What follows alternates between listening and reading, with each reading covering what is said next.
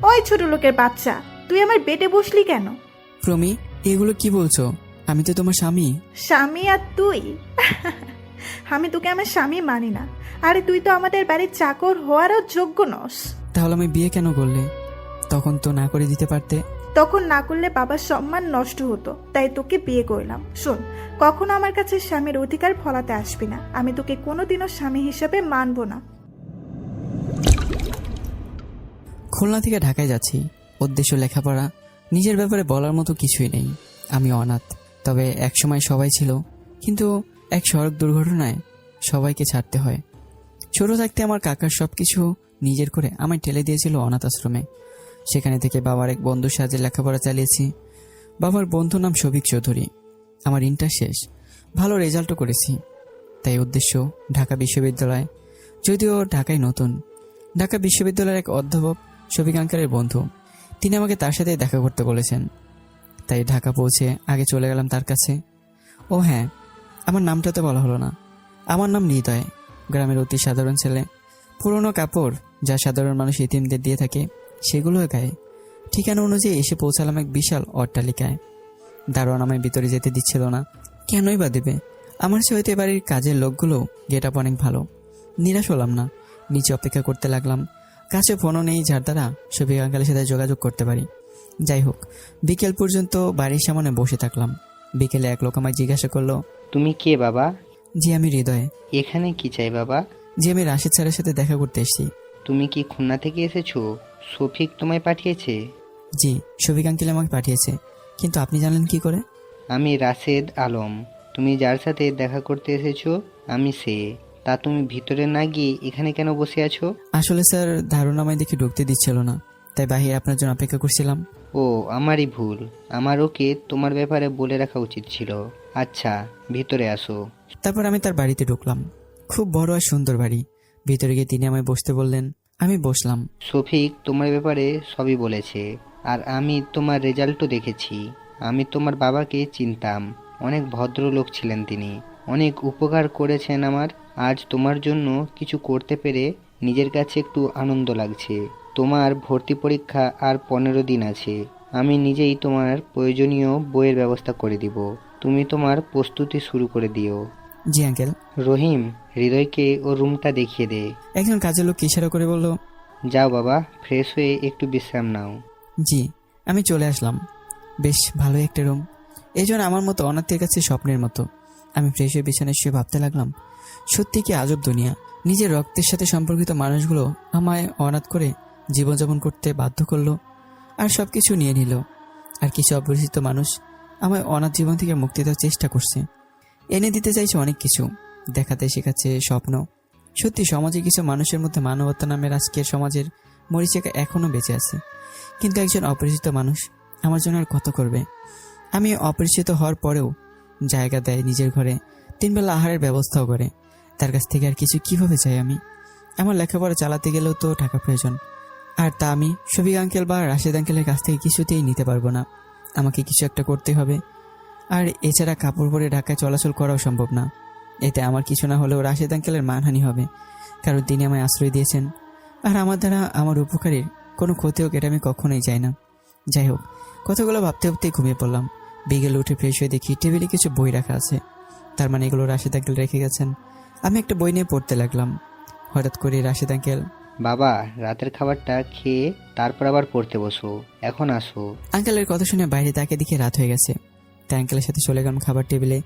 একটা জিনিস লক্ষ্য করলাম, আমি বাড়ি আসার পর থেকে আঙ্কেলও কিছু কাজের লোক ছাড়া আর কাউকে দেখলাম না। তাই খাবার টেবিলে আঙ্কেলকে জিজ্ঞাসা করলাম, আঙ্কেল বাড়িতে কি আপনি একাই থাকেন? মানে আন্টি কি দেখছি না? তোমার আন্টি তার বাবার বাড়ি গেছে, কিছুদিন সেখানেই থাকবে। তার এখানে আস্তে আস্তে হয়তো তোমার অ্যাডমিশন টেস্ট শেষ হয়ে যাবে। ও আচ্ছা।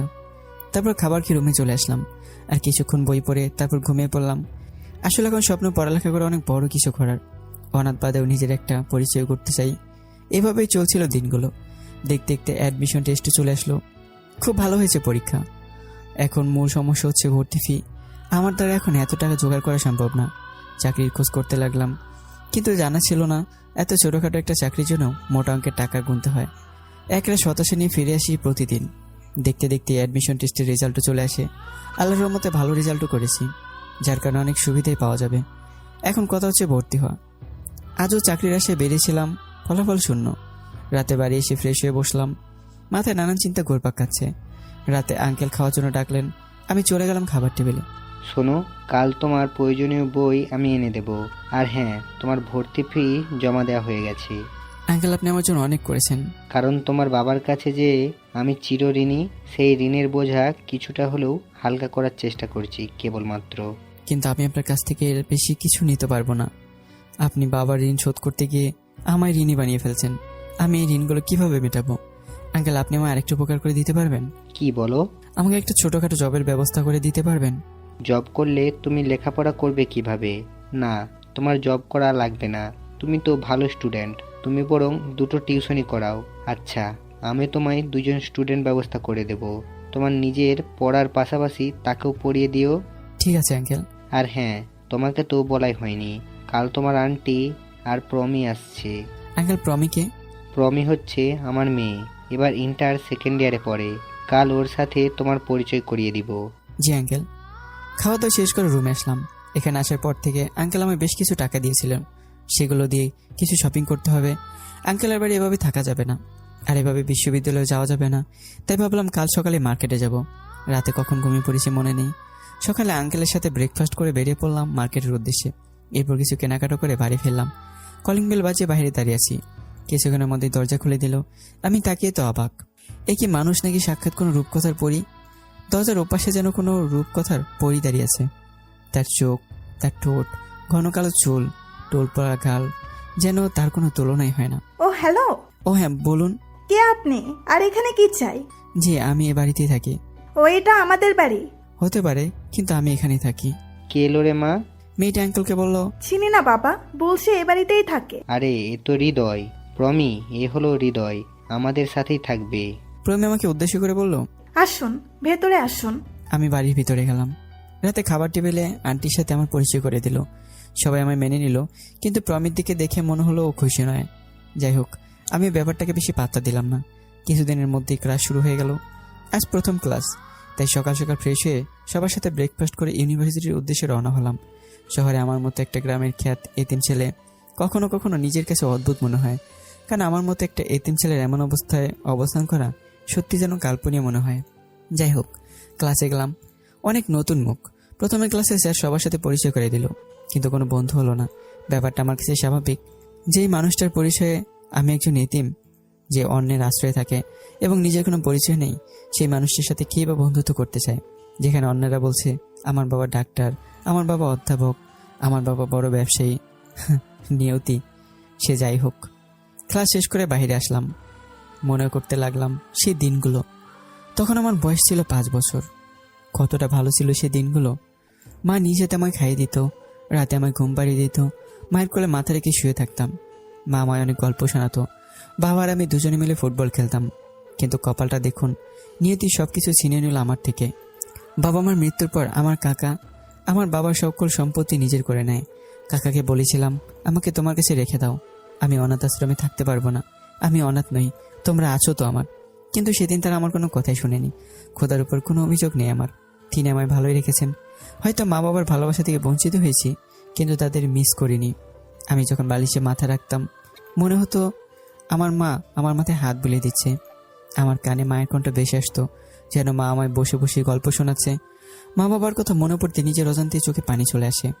এখনকার সমাজে একটা জিনিস ভালোই লক্ষ্য করলাম, এখনকার মায়েরা সন্তানদের আর গল্প শোনায় না, খাইয়া দেয় না। বাবাগুলো সব টাকার পিছনে ছোটে, ভাবে না তার পরিবার চায় তার একটু ফোটা সঙ্গ। তার ছেলে মেয়েগুলো বোঝে না মা বাবার সঙ্গ। এদের দেখে মনে হয় যদি আমারও মা বাবা থাকতো, হয়তো আমিও এদের মতো হয়ে যেতাম। তারা নেই বলে হয়তো আমি তাদের সঙ্গ মিস করছি। যাই হোক, অনেক সময় হয়ে গেছে, বাড়ি ফিরে আসলাম। অবশ্য আমার বাড়ি নয়, রাশেদ আঙ্কেলের বাড়ি, যার ছাদের নিচে খোদা আমার মাথা রাখার জায়গা করে দিয়েছে। আজ দুপুরে খেতে ইচ্ছে করলো না। আমি আমার রুমে চলে গেলাম, ফ্রেশ হয়ে বই নিয়ে বসে পড়লাম। আমার জীবনের সবচেয়ে ভালো বন্ধু হলো এই বইগুলো। এটা কখনো আমার সঙ্গ ছাড়েনি। রাতে প্রমি আমার জন্য খাবার আনলো। আমি জানি প্রমি ইচ্ছে করেই আমায় ডাকে না, আঙ্কেলের আদেশের ফলে অনিচ্ছা সত্ত্বেও আমায় ডাকতে হয়। খাবার টেবিলে চলে গেলাম। বাবা হৃদয়, তোমার জন্য দুটো টিউশনের ব্যবস্থা করেছি, পাশের 22 নম্বর বাড়িতে একটা ছেলে আছে, ইন্টার ফার্স্ট ইয়ারে, খুব ভালো ছাত্র। তুমি জাস্ট ওকে একটু গাইড করবে। জি আচ্ছা। আর আরেকজন? আরেকজন হচ্ছে আমাদের প্রমিকে। কি প্রমিকে? কিন্তু আঙ্কেল প্রমিকে তো আপনি নিজেই আমার থেকে ভালো গাইড করতে পারবেন। আর প্রমির কোনো জায়গায় সমস্যা হলে এমনি যেহেতু আমার কাছ থেকে দেখে নিতে পারবে, তার জন্য ওকে আমার কাছে টিউশন দেওয়া লাগবে কেন?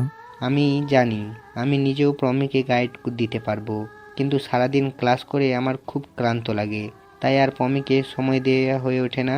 আর এইবার ওর ইন্টার পরীক্ষা রয়েছে, তাই আমি চাই তুমি ওকে গাইড করো। আমি জানি তুমি ওকে গাইড করলে ও ভালো রেজাল্ট করবে। তুমি না করো না বাবা। আমার আর কিছু বলার থাকে না, তাই মেনে নিতে হয়। পরদিন থেকে পাল্টে যায় আমার রুটিন। সকালে বেরিয়ে যায় টিউশনি পড়ানোর জন্য, তারপর সেখান থেকে ক্লাস করে বিকেলে বাড়ি ফেরা এবং সন্ধ্যায় প্রমিকে পড়ানো।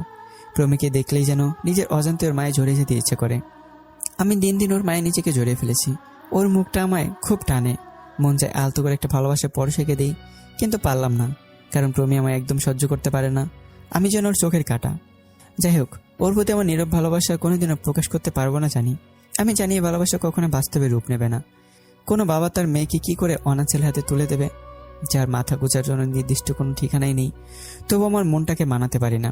ওর মুখটা দেখলেই যেন আমার সকল বাধাগুলোই দুর্বল হয়ে যায়। আমি যেন হারিয়ে যেতে চাই ওর মাঝে। দিনগুলো ভালোই কাটছে। এখন আমার একটা ভালো বন্ধু হয়েছে, ওর নাম সুমন। বড়লোক বাবার একমাত্র সন্তান, কিন্তু সাধারণভাবে থাকতে পছন্দ করে। আর ওর এই সাধারণতার কারণেই ও আমার সাথে বন্ধুত্ব করে।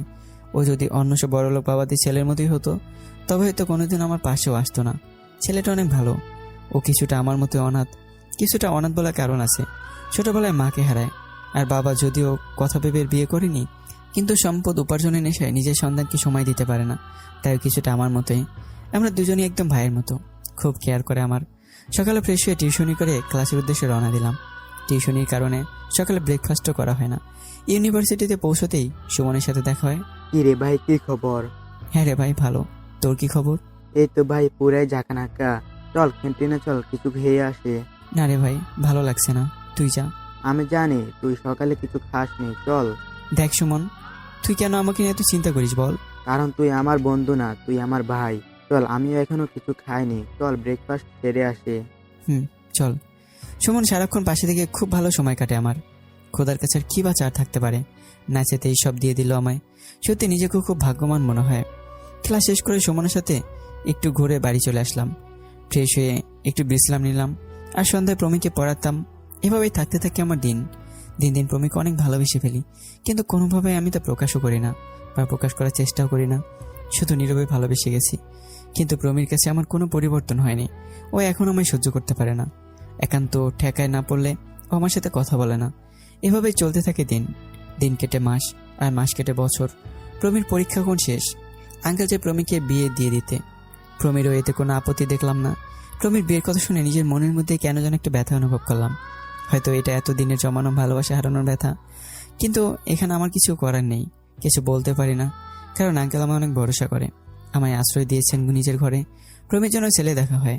ছেলে খুব বড় ঘরের, দেশের বাইরে থাকে। প্রমিরও ছেলেটাকে পছন্দ হয়। বিয়ের আয়োজনও করা হলো। বাড়ির সবাই অনেক খুশি, আর সবার খুশি দেখে নিজের মুখের হাসি রাখার চেষ্টা করছি। দেখতে দেখতে প্রমির বিয়ের দিনে চলে আসলো। আজ প্রমির বিয়ে। প্রমিকে দেখে বোঝা যায় ও অনেক খুশি। বাড়ি ভর্তি অনেক লোক। এখন বাড়িতে উৎসবমুখ পরিবেশ বিরাজ করছে। সবার মুখে হাসি। নিজের একমাত্র মেয়ের বিয়েতে কোনো কমতি রাখেনি রাশেদ আঙ্কেল। প্রমি অনেক খুশি নিজের নতুন জীবনের সূচনার কথা ভেবে। আর এই সবার মাঝে একা আমি শুধু অভিনয় করেই যাচ্ছি ভালো থাকার। ভেতরটা যেন শেষ হয়ে যাচ্ছে। কিভাবে বলি, আঙ্কেল আমি আপনার মেয়েকে অনেক ভালোবাসি। আমি আপনার কাছ থেকে ওকে ভিক্ষা চাইছি। ওকে প্লিজ আমার হাতে তুলে দিন। যেখানে আমি নিজেই তার বাড়িতে আশ্রয় থাকি। কিভাবে প্রমিকে বলি, প্রমি অনেক ভালোবাসি তোমায়, আমায় ছেড়ে যেও না। কথা দিলাম শরীরে শেষ বিন্দু পর্যন্ত রক্ত থাকা পর্যন্তই তোমায় খুশি রাখার চেষ্টা করব। যেখানে প্রমি আমায় দেখতেই পারে না। সত্যি এ যেন এক কঠিন দহন, যা আমার ভেতরটাকে পুরো শেষ করে দিচ্ছে। আজ প্রমির বিয়ে হয়ে যাওয়ার পরেই আমি আঙ্কেলের বাড়ি ছেড়ে চলে যাব। ঠিক করলাম এটাই। এখন চলে গেলে আঙ্কেল নিজেও খারাপ ভাববে। তাই বিয়ের অনুষ্ঠান সর্বদাই আঙ্কেলের সঙ্গ দিতে লাগলাম। এদিকে বর আসার সময় পেরিয়ে যাচ্ছে, কিন্তু বরের কোনো খোঁজ খবর নেই। আঙ্কেল অনেক ফোন দিচ্ছে, কিন্তু বরের বাড়ির লোকজন কেউ ফোন তুলছে না। বরের বাড়ি থাকা আমাদের এক লোকের দ্বারা জানতে পারা গেল বর নাকি বিদেশে অনেক বেআইনি কাজ করত, যার কারণে পুলিশ তাকে ধরে নিয়ে গেছে। এ খবর পাওয়া মাত্রই বিয়েবাড়ি আনন্দ যেন মুহূর্তের মধ্যে হারিয়ে যায়। আঙ্কেল ভেঙে পড়েন। নিজের একমাত্র মেয়েকে কিনা এমন একটি ছেলের হাতে তুলে দিতে যাচ্ছিল যে কিনা নিজেই অসৎ, সে কিনা নিজেই নিজের মেয়ের জীবন ধ্বংস করতে যাচ্ছিল। আমি তাকে সান্ত্বনা দেওয়ার চেষ্টা করি। আন্টিরও মন খারাপ নিজের একমাত্র মেয়ের বিয়ে এভাবে ভেঙে যাওয়ার কারণে। আঙ্কেলকে আমি ধরে একটা সোফায় বসিয়ে দিলাম। সে কিছুক্ষণ চুপচাপ বসে ভাবলেন, তারপর উঠে সবার সামনে যা ঘোষণা করলেন তার জন্য আমি কেন কেউ প্রস্তুত ছিলেন না। শান্ত হন আপনারা। আল্লাহ আমার মেয়ের জীবনটা ধ্বংসের হাত থেকে বাঁচিয়েছেন। শুধু ক্যারিয়ার দেখেই আমি আমার মেয়েটাকে একটা অসৎ ব্যক্তির হাতে তুলে দিতে যাচ্ছিলাম। কখনো খোঁজ নেইনি ছেলেটা কেমন। আল্লাহ আমার চোখ খুলে দিয়েছেন। ক্যারিয়ার তো মানুষই তৈরি করে, আর সেই মানুষটার যদি একটা মন থাকে তবে সে তো প্রকৃত সফল ব্যক্তি। আমি আমার মেয়ের বিয়ে কোনো সম্পদশালী ছেলের সাথে দেব না। এমন একটা ছেলের সাথে আমার মেয়ের বিয়ে দেব যে দায়িত্বশীল, সৎ এবং অবশ্যই একজন ভালো মানুষ। আমার মেয়ের বিয়ে আজই হবে। এই অনুষ্ঠানের মাধ্যমেই আমার মেয়ের বিয়ে সম্পূর্ণ করতে চাই। আর আমার মেয়ের বিয়ে হবে হৃদয়ের সাথে। রাশেদ আঙ্কেল সবার সামনে এমন একটা ঘোষণা করলেন। আঙ্কেল কিন্তু আমি কেন? আমার তো অনেক ভালো ছেলেও আছে, যাদের ভালো একটা পরিবার আছে। তা বাদ দিয়ে কেন আমার মতো অনাথের হাতে আপনি নিজের মেয়েকে তুলে দিতে চাচ্ছেন? কে বলল তুমি অনাথ? আমরা তো আছি তোমার। আর আমি জানি আমার প্রমির জন্য আমি তোমার থেকে ভালো ছেলে আরেকটা বাঁচতে পারবো না। আমাকে যদি নিজের বাবার মতো সম্মান করে থাকো তবে তুমি এই বিয়েতে অমত করো না। কিন্তু আঙ্কেল, প্রমিকে আমায় মেনে নেবে? ওকে তো একবার জিজ্ঞেস করে নেওয়া উচিত। প্রমি অমত করবে না। ও কখনো আমার কথার অমত করেনি। আমি জানি আজও করবে না। চলো তুমি প্রস্তুত হয়ে আসো, আমি সব আয়োজন করছি। আর কি, আল্লাহ সত্যি খুব দয়াবান। তার কাছে চেয়েও সবকিছু পাওয়া যায়। খুব খুশি খুশি লাগতেছে। অবশেষে নিজের ভালোবাসার মানুষটিকেই পেলাম, সাথে একটা পরিবারও। এখন আর নিজেকে এতে মনে হবে না। বিয়েও সম্পূর্ণ হলো। আঙ্কেল ও আন্টি অনেক খুশি, কিন্তু প্রমিকে দেখে মনে হচ্ছে না ওই বিয়েতে খুশি। এরপর অন্যান্য কার্যক্রম করতে করতেই সন্ধ্যা হয়ে গেল। এরই মধ্যে আমি সুমনকে খবর দিয়ে দিছি, আর আমার বিয়ের কথা শুনে ও ছুটে এলো বাড়িতে। সন্ধ্যায় ছাদে বসে ওকে সব ঘটনা খুলে বললাম। যাক দোস্ত, অবশেষে তুই তোর ভালোবাসার মানুষটাকে পেলি। হ্যাঁ, কিন্তু প্রমিকে আমায় মেনে নেবে? ও তো আমায় দেখতে পারে না। এখন তো মেনে নিতে হবে, কারণ তুই ওর স্বামী। ভাই, মেনে নিলেই ভালো। আরে ধুর, তুই চিন্তা করিস না তো, সব ঠিক হয়ে যাবে। আর এখন বসে না থেকে যা, তোর ছাত্রী বউয়ের কাছে যা, অনেক রাত হয়ে গেছে। এরপর সুমন আমায় জোর করে বাসর ঘরে ঢুকে দিল। রুমে ঢুকে দেখি প্রমি চুপচাপ বসে আছে। আমাকে দেখে কোনো কথা বলছে না। আমি গিয়ে প্রমির বিছানায় বসতেই, ওই ছোট লোকের বাচ্চা, তুই আমার বেডে বসলি কেন? প্রমি, এগুলো কি বলছো? আমি তো তোমার স্বামী। স্বামী আর তুই? আমি তোকে আমার স্বামী মানি না। আরে তুই তো আমাদের বাড়ির চাকর হওয়ারও যোগ্য নস। তাহলে আমি বিয়ে কেন করলে? তখন তো না করে দিতে পারতে। তখন না করলে বাবার সম্মান নষ্ট হতো, তাই তোকে বিয়ে করলাম। শোন, কখনো আমার কাছে স্বামীর অধিকার ফলাতে আসবি না। আমি তোকে কোনোদিনও স্বামী হিসাবে মানবো না। তো কি এভাবেই চলবে নাকি? না, এভাবে চলবে না। আমি তোকে খুব তাড়াতাড়ি ডিভোর্স দিব, কিন্তু তার আগে তুই বাবার কাছে খারাপ শাস্তিও হবে। কেন? কারণ বাবা তোকে অনেক বিশ্বাস করে, আর তাই আমাদের যদি বিনা কারণে ডিভোর্স হয়ে যায় তবে বাবা আমাকে খারাপ ভাববে। তাই তোকে বাবার সামনে খারাপ শাস্তি হবে, যাতে বাবা নিজেই আমাদের ডিভোর্স করায়। যা তোমার ইচ্ছা। আমি খাটে থেকে একটা বালিশ নিয়ে সোফায় শুয়ে পড়লাম। এই ব্যাপারটা আগে আজ করতে পেরেছিলাম যে প্রমি আমায় কিছুতে মেনে নেবে না, তাই বেশি একটা অবাক হলাম না। পরদিন খুব ভোরে ঘুম ভাঙলো প্রমির ডাকে। ওই ওঠ, যা খাটে গিয়ে ঘুমা। এত সকালে ডাকার কি আছে? তোকে ডাকছে কি আর সাথে? যা খাটে গিয়ে ঘুমা, না হলে কেউ দেখে ফেললে সমস্যা হবে। না, এই মেয়ের হিটলারি বুদ্ধি অনেক। সবসময় নিজেকে ছেপ রাখার রাস্তা খোঁজে। একবার যখন ঘুম ভেঙে গেছে তখন আর ঘুমাবে না জানি।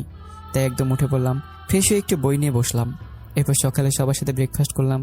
অবশ্য আজ একটু জামাই আদর পেলাম, খুব ভালোই লাগলো। কিন্তু কপাল খারাপ, বইয়ের আদর পেলাম না। যাই হোক, ব্রেকফাস্ট ছেড়ে ইউনিভার্সিটিতে চলে গেলাম। সেখানে সুমনের সাথে দেখা। রে ভাই, কাল তোর বিয়ে হলো আর আজ তুই এখানে? কেন ভাই, কোথাও লেখা আছে নাকি যে বিয়ে হলে পরের দিন ক্লাস করা যায় না? না, সেটা না। আচ্ছা ভাই বল, রাতে কি হলো? আর বলিস না ভাই, রাতে একটু ঘুমোতে পারিনি। কি বলিস কি ভাই, তা কি করলি সারা রাত? আরে শালা, তুই যা ভাবছিস তার কিছুই হয়নি। রাতে সোফায় শুতে হয়েছিল, তাই ঘুমাতে পারিনি। কি বলছিস এগুলো? সুপার শুয়েছিস মানে? তোর ভাবি কাল রাতে আমার কাছে কি চেয়েছে জানিস? কি? ডিভোর্স। কি? প্রমি আমায় একদমই মেনে নিতে পারবে না। আরে ভাই, তুই চিন্তা করিস না। 6 মাসের আগে তোদের ডিভোর্স হবে না, সুতরাং তোর হাতে 6 মাস সময় আছে। দেখ, প্রমের মনে তোর জন্য ভালোবাসা জন্ম নেওয়াতে পারিস কিনা। হ্যাঁ, আমি তাই করব। এত সহজে তো আর হাল ছেড়ে দেওয়া যাবে না। ভাগ্য যখন ওকে আমার কাছে এনে দিয়েছে, আমি আর ওকে দূরে যেতে দেব না। এরপর সুমনের সাথে আরও টুকটাক কিছু কথা বলেই চলে গেলাম ক্লাস করতে। ক্লাস করে সুমনকে বিদায় জানিয়ে চলে এলাম বাড়িতে। বাড়িতে আসার পর আঙ্কেল আমায় যা বললো তার আমি কিছুই মেনে নিতে পারছিলাম না। বাবা হৃদয়, তোমার টাকা লাগবে, তুমি আমাকে বলনি কেন? দেখো, এখন তুমি পমির স্বামী, আমাদের সব কিছুই তোমাদের। তোমার কিছু লাগলে তুমি সোজা এসে আমাকে বলবে। তুমি তা না করে পমির সাথে রাগারাগি করলে কেন? দেখো বাবা, তুমি আমাদের সব নিয়ে নাও, কিন্তু পমিকে কষ্ট দিও না। রাশেদ আঙ্কেলের কথাগুলো বলেই আমার হাতে প্রায় 20,000 টাকার মতো ধরে দিল। আমি কিছুই বুঝতে পারছিলাম না তার কথা। আমি তো কিছুই করিনি বা বলিনি, তাহলে আঙ্কেল এগুলো কি বলেন আমায়? সবাই চোখ পড়তে দেখি প্রমি আন্টির কাছে বসে কাঁদছে। তখন কাল রাতে প্রমির কথাগুলো মনে পড়ে গেল। আমার বাবা তোকে অনেক বিশ্বাস করে। আগে তোকে বাবার কাছে খারাপ বানাবো, তারপর বাবা নিজেই আমাদের ডিভোর্স করাবেন। এবার বুঝলাম এসব প্রমিরই সাজানো খেলা। আমি ছোট্ট একটা হাসিতে রুমে চলে গেলাম। ফ্রেশ হয়ে এসে সোফায় বসলাম। তখন প্রমি রুমে আসলো। কেমন লাগলো আজকের নাটক? ভালোই। তোমার টাকা টেবিলের উপর রাখা আছে। Good boy. আমার বাবার টাকায় তুই হাত দিবি না। আচ্ছা প্রমি, আমি তোমায় বলেছি তোমায় ডিভোর্স দিয়ে দেবো, তবুও কেন আমার আঙ্কেল এসে খারাপ বানাচ্ছ? কারণ তোকে আমি দেখতে পারি না, তোকে দেখলেই আমার গা চলে, তাই তোকে এই বাড়ি থেকে তাড়ানোর ব্যবস্থা করছি মাত্র। তোমার যা ইচ্ছা করো, তবে মনে রেখো তুমি যত বড় গর্ত খুঁড়বে একদিন তাতে তোমাকে পড়তে হবে, এবং সেদিন তুমি হাজার চেষ্টা করেও নিজের গর্ত থেকে উঠতে পারবে না। কথাটা বলে আমি রুম থেকে বেরিয়ে পড়লাম। আরে চাচা, বেশি নীতি কথা বলতে আসিস না। আমি চলে আসলাম ছাদে। বসে বসে ভাবতে লাগলাম, প্রমি তো আমায় দেখতেই পারে না, তো ওকে কেন ভালোবাসবো আমি? কেন আমি ওই মানুষটাকে আঁকড়ে ধরে বাঁচতে চাইবো যার 2 চোখের কাঁটা আমি? না, প্রমিকে মুক্তি দিয়ে দেবো, ও যা চাই তাই করুক। কিন্তু আঙ্কেল যদি আমায় বাড়ি থেকে তাড়িয়ে দেয়, আমি থাকবো কোথায়? আমার পড়ালেখার খরচই বা চালাবো কি করে? না, যাই হয়ে যাক, আমার পড়ালেখা চালিয়ে যেতে হবে। পৃথিবীতে আমার থাকার জায়গার অভাব হবে না। আর অনাথ হওয়ার পরেও খোদা যখন আমায় এত দূরে এনেছে, তবে বাকি পথটাও আমায় কোনো না কোনোভাবে চালিয়ে নেবেন। কথাগুলো ভাবতে ভাবতে সন্ধ্যা হয়ে গেল। রুমে গিয়ে একটু বই নিয়ে বসলাম। রাতে সবার সাথে ডিনার করে এসে সোফায় শুয়ে পড়লাম। এখন এটাই আমার বেড হয়ে গেছে। একটু কষ্ট করে হলেও ধীরে ধীরে সরে যাচ্ছে। সকালে ঘুম থেকে উঠে ব্রেকফাস্ট করে ইউনিভার্সিটির উদ্দেশ্যে রওনা দিলাম। এখন আর রাশেদ আঙ্কেল আমায় টিউশনি করতে দেয় না। ক্যাম্পাসে পৌঁছতেই সুমনের সাথে দেখা। ভাই, কেমন যাচ্ছে তোর দিনকাল? হ্যাঁ রে ভাই, ভালো। তোর? আমার আর কি ভাই, সবকিছু থেকেও নেই। এভাবে ভালো থাকার কোনো মানেই নেই রে ভাই। জীবনটা উদ্দেশ্যহীন হয়ে পড়েছে। জানি না কোন তীরে গিয়ে ভিড়বে আমার জীবন। ভাই মন খারাপ করিস না। আচ্ছা বাদ দে, বল প্রেমের সাথে তোর কি কত দূর? না রে ভাই, প্রমির সাথে আমার কিছুই হবে না। ও আমায় একদমই সহ্য করতে পারে না। ভাই জানিস কতটা ভালোবাসি ওকে, কিন্তু ওকে বোঝাতে পারিনি। আমি ওকে বলতেও পারিনি, কখনো সুযোগই দেয়নিও বলার। আমি দূরে সরে গেলেই ও ভালো থাকবে ভাই, তাই ভাবছি ও যা চাই তাই হবে। আমি ওকে ডিভোর্স দিয়ে দেবো, মুক্ত করে দেবো ওকে। কিন্তু ভাই তোর কি হবে? তুই তো ওকে ভালোবাসিস। ছোট থাকতে আমার একান্ত আপন মানুষ দুটোকে হারিয়ে ফেলেছি। নিজের রক্ত যখন আমায় দূরে ঠেলে দিয়েছে, তখন আমি বেঁচে ছিলাম। তো এবারও পারবো, বেশি কষ্ট হবে না। আসলে ভালোবাসার মানুষগুলোকে হারাতে হারাতে অভ্যাস হয়ে গেছে। ভাই রে, কিছুই বলার নেই তোকে। তোর নিয়তিটা তোকে দিন দিন পাথর বানিয়ে দিচ্ছে। তবে আল্লাহর উপর নিরাশ হোস না, তিনি নিশ্চয়ই তোর জন্য আরো ভালো কিছু রেখেছে। হ্যাঁ ভাই, আল্লাহর কাছে অভিযোগ নেই। হয়তো এখন জীবনের কষ্ট আছে, তবে সেই কষ্টগুলো শেয়ার করার মতো একটা ভাইও তো দিয়েছে আমায়। কথাটা বলতেই সুমন আমায় জড়িয়ে ধরলো। তারপর আরও কিছু কথা হলো সুমনের সাথে। তারপর ক্লাস করতে গেলাম। ক্লাসে এসে সুমনকে বিদায় জানিয়ে বাড়ি ফিরলাম। আজও প্রমির একটা সাজানো নাটক শুরু। আঙ্কেল আমায় অনেক কিছুই বললো, চুপচাপ থাকলাম, কোনো প্রতিবাদও করলাম না। জানি প্রতিবাদ করে কোনো লাভ হবে না। আমি রুমে চলে আসলাম। বাথরুমে শাওয়ারের নিচে অনেক সময় দাঁড়িয়ে থাকলাম। ভাবতে লাগলাম আমার ভালোবাসার মানুষটাকে। ওর কাজের ফলে মন চায় ঠাটিয়ে 2টো চর মারি, কিন্তু ওর মায়াবী মুখটা দেখলেই নিজের মধ্যে কোনো রাগ ধরে রাখতে পারি না। খুব ভালোবাসি তো ওকে। ওকে আমায় মেনে নিতে পারবে না। কি ক্ষতি হতো আমায় মেনে নিলে? কি ক্ষতি হতো আমায় একটু ভালোবেসে বুকে জড়িয়ে নিলে? ওকে বোঝে না শত অপমানের পরেও একমাত্র ওর কারণে পড়ে আছে ওর কাছে। খুব কাঁদতে ইচ্ছে করে, কেঁদে একটু নিজেকে হালকা করতে মন চায়। বুকটা ফেটে যাচ্ছে, কিন্তু চোখ দিয়ে একটু পানিও বেরোচ্ছে না। চিৎকার করতে মন চাইছে। আমি যেন দিন দিন পাগল হয়ে যাচ্ছি। গোসল শেষ করে রুমে এসে বসলাম। কিছুক্ষণের মধ্যেই প্রমি এসে শুয়ে পড়ল। অপলক তাকিয়েছি ওর স্বাদ মাখানা মুখটার দিকে। কতটা মায়া ভরা এই মুখখানা। যত দেখি ততই যেন মন ভরে না। খুব ইচ্ছে করে কপালে আলতো করে একটু ছোঁয়া দিই, কিন্তু কোনো অজানা কারণে পারছি না। বিকেল টাইম, তাই বাড়ির বাইরে চলে গেলাম একটু হাঁটতে। রাস্তা দিয়ে হাঁটছি এমন সময় এই যে হৃদয় ভাইয়া। আমি পেছনে ফিরি। জি, আমাকে বলছেন? জি ভাইয়া। হ্যাঁ বলুন। ভাইয়া, আমি মিম আক্তার। আপনার এক ব্যাচ জুনিয়র। আসলে ভাইয়া একটা কথা বলার ছিল, কিন্তু কিভাবে যে বলি। মেয়েটি মাথা চুলকাতে চুলকাতে, আরে বলো, সমস্যা নেই। চলুন ভাইয়া, হাঁটতে হাঁটতে বলি। চলো। তারপর দুজনে হাঁটতে লাগলাম। মেয়েটি হয়তো এমন কিছু বলতে চাইছে যা বলতে একটু একটু ভয় পাচ্ছে। বলো, কি বলতেছো? আসলে ভাইয়া, আমি সুমনকে ভালোবাসি, কিন্তু ওকে কিছুতেই বলতে পারছি না।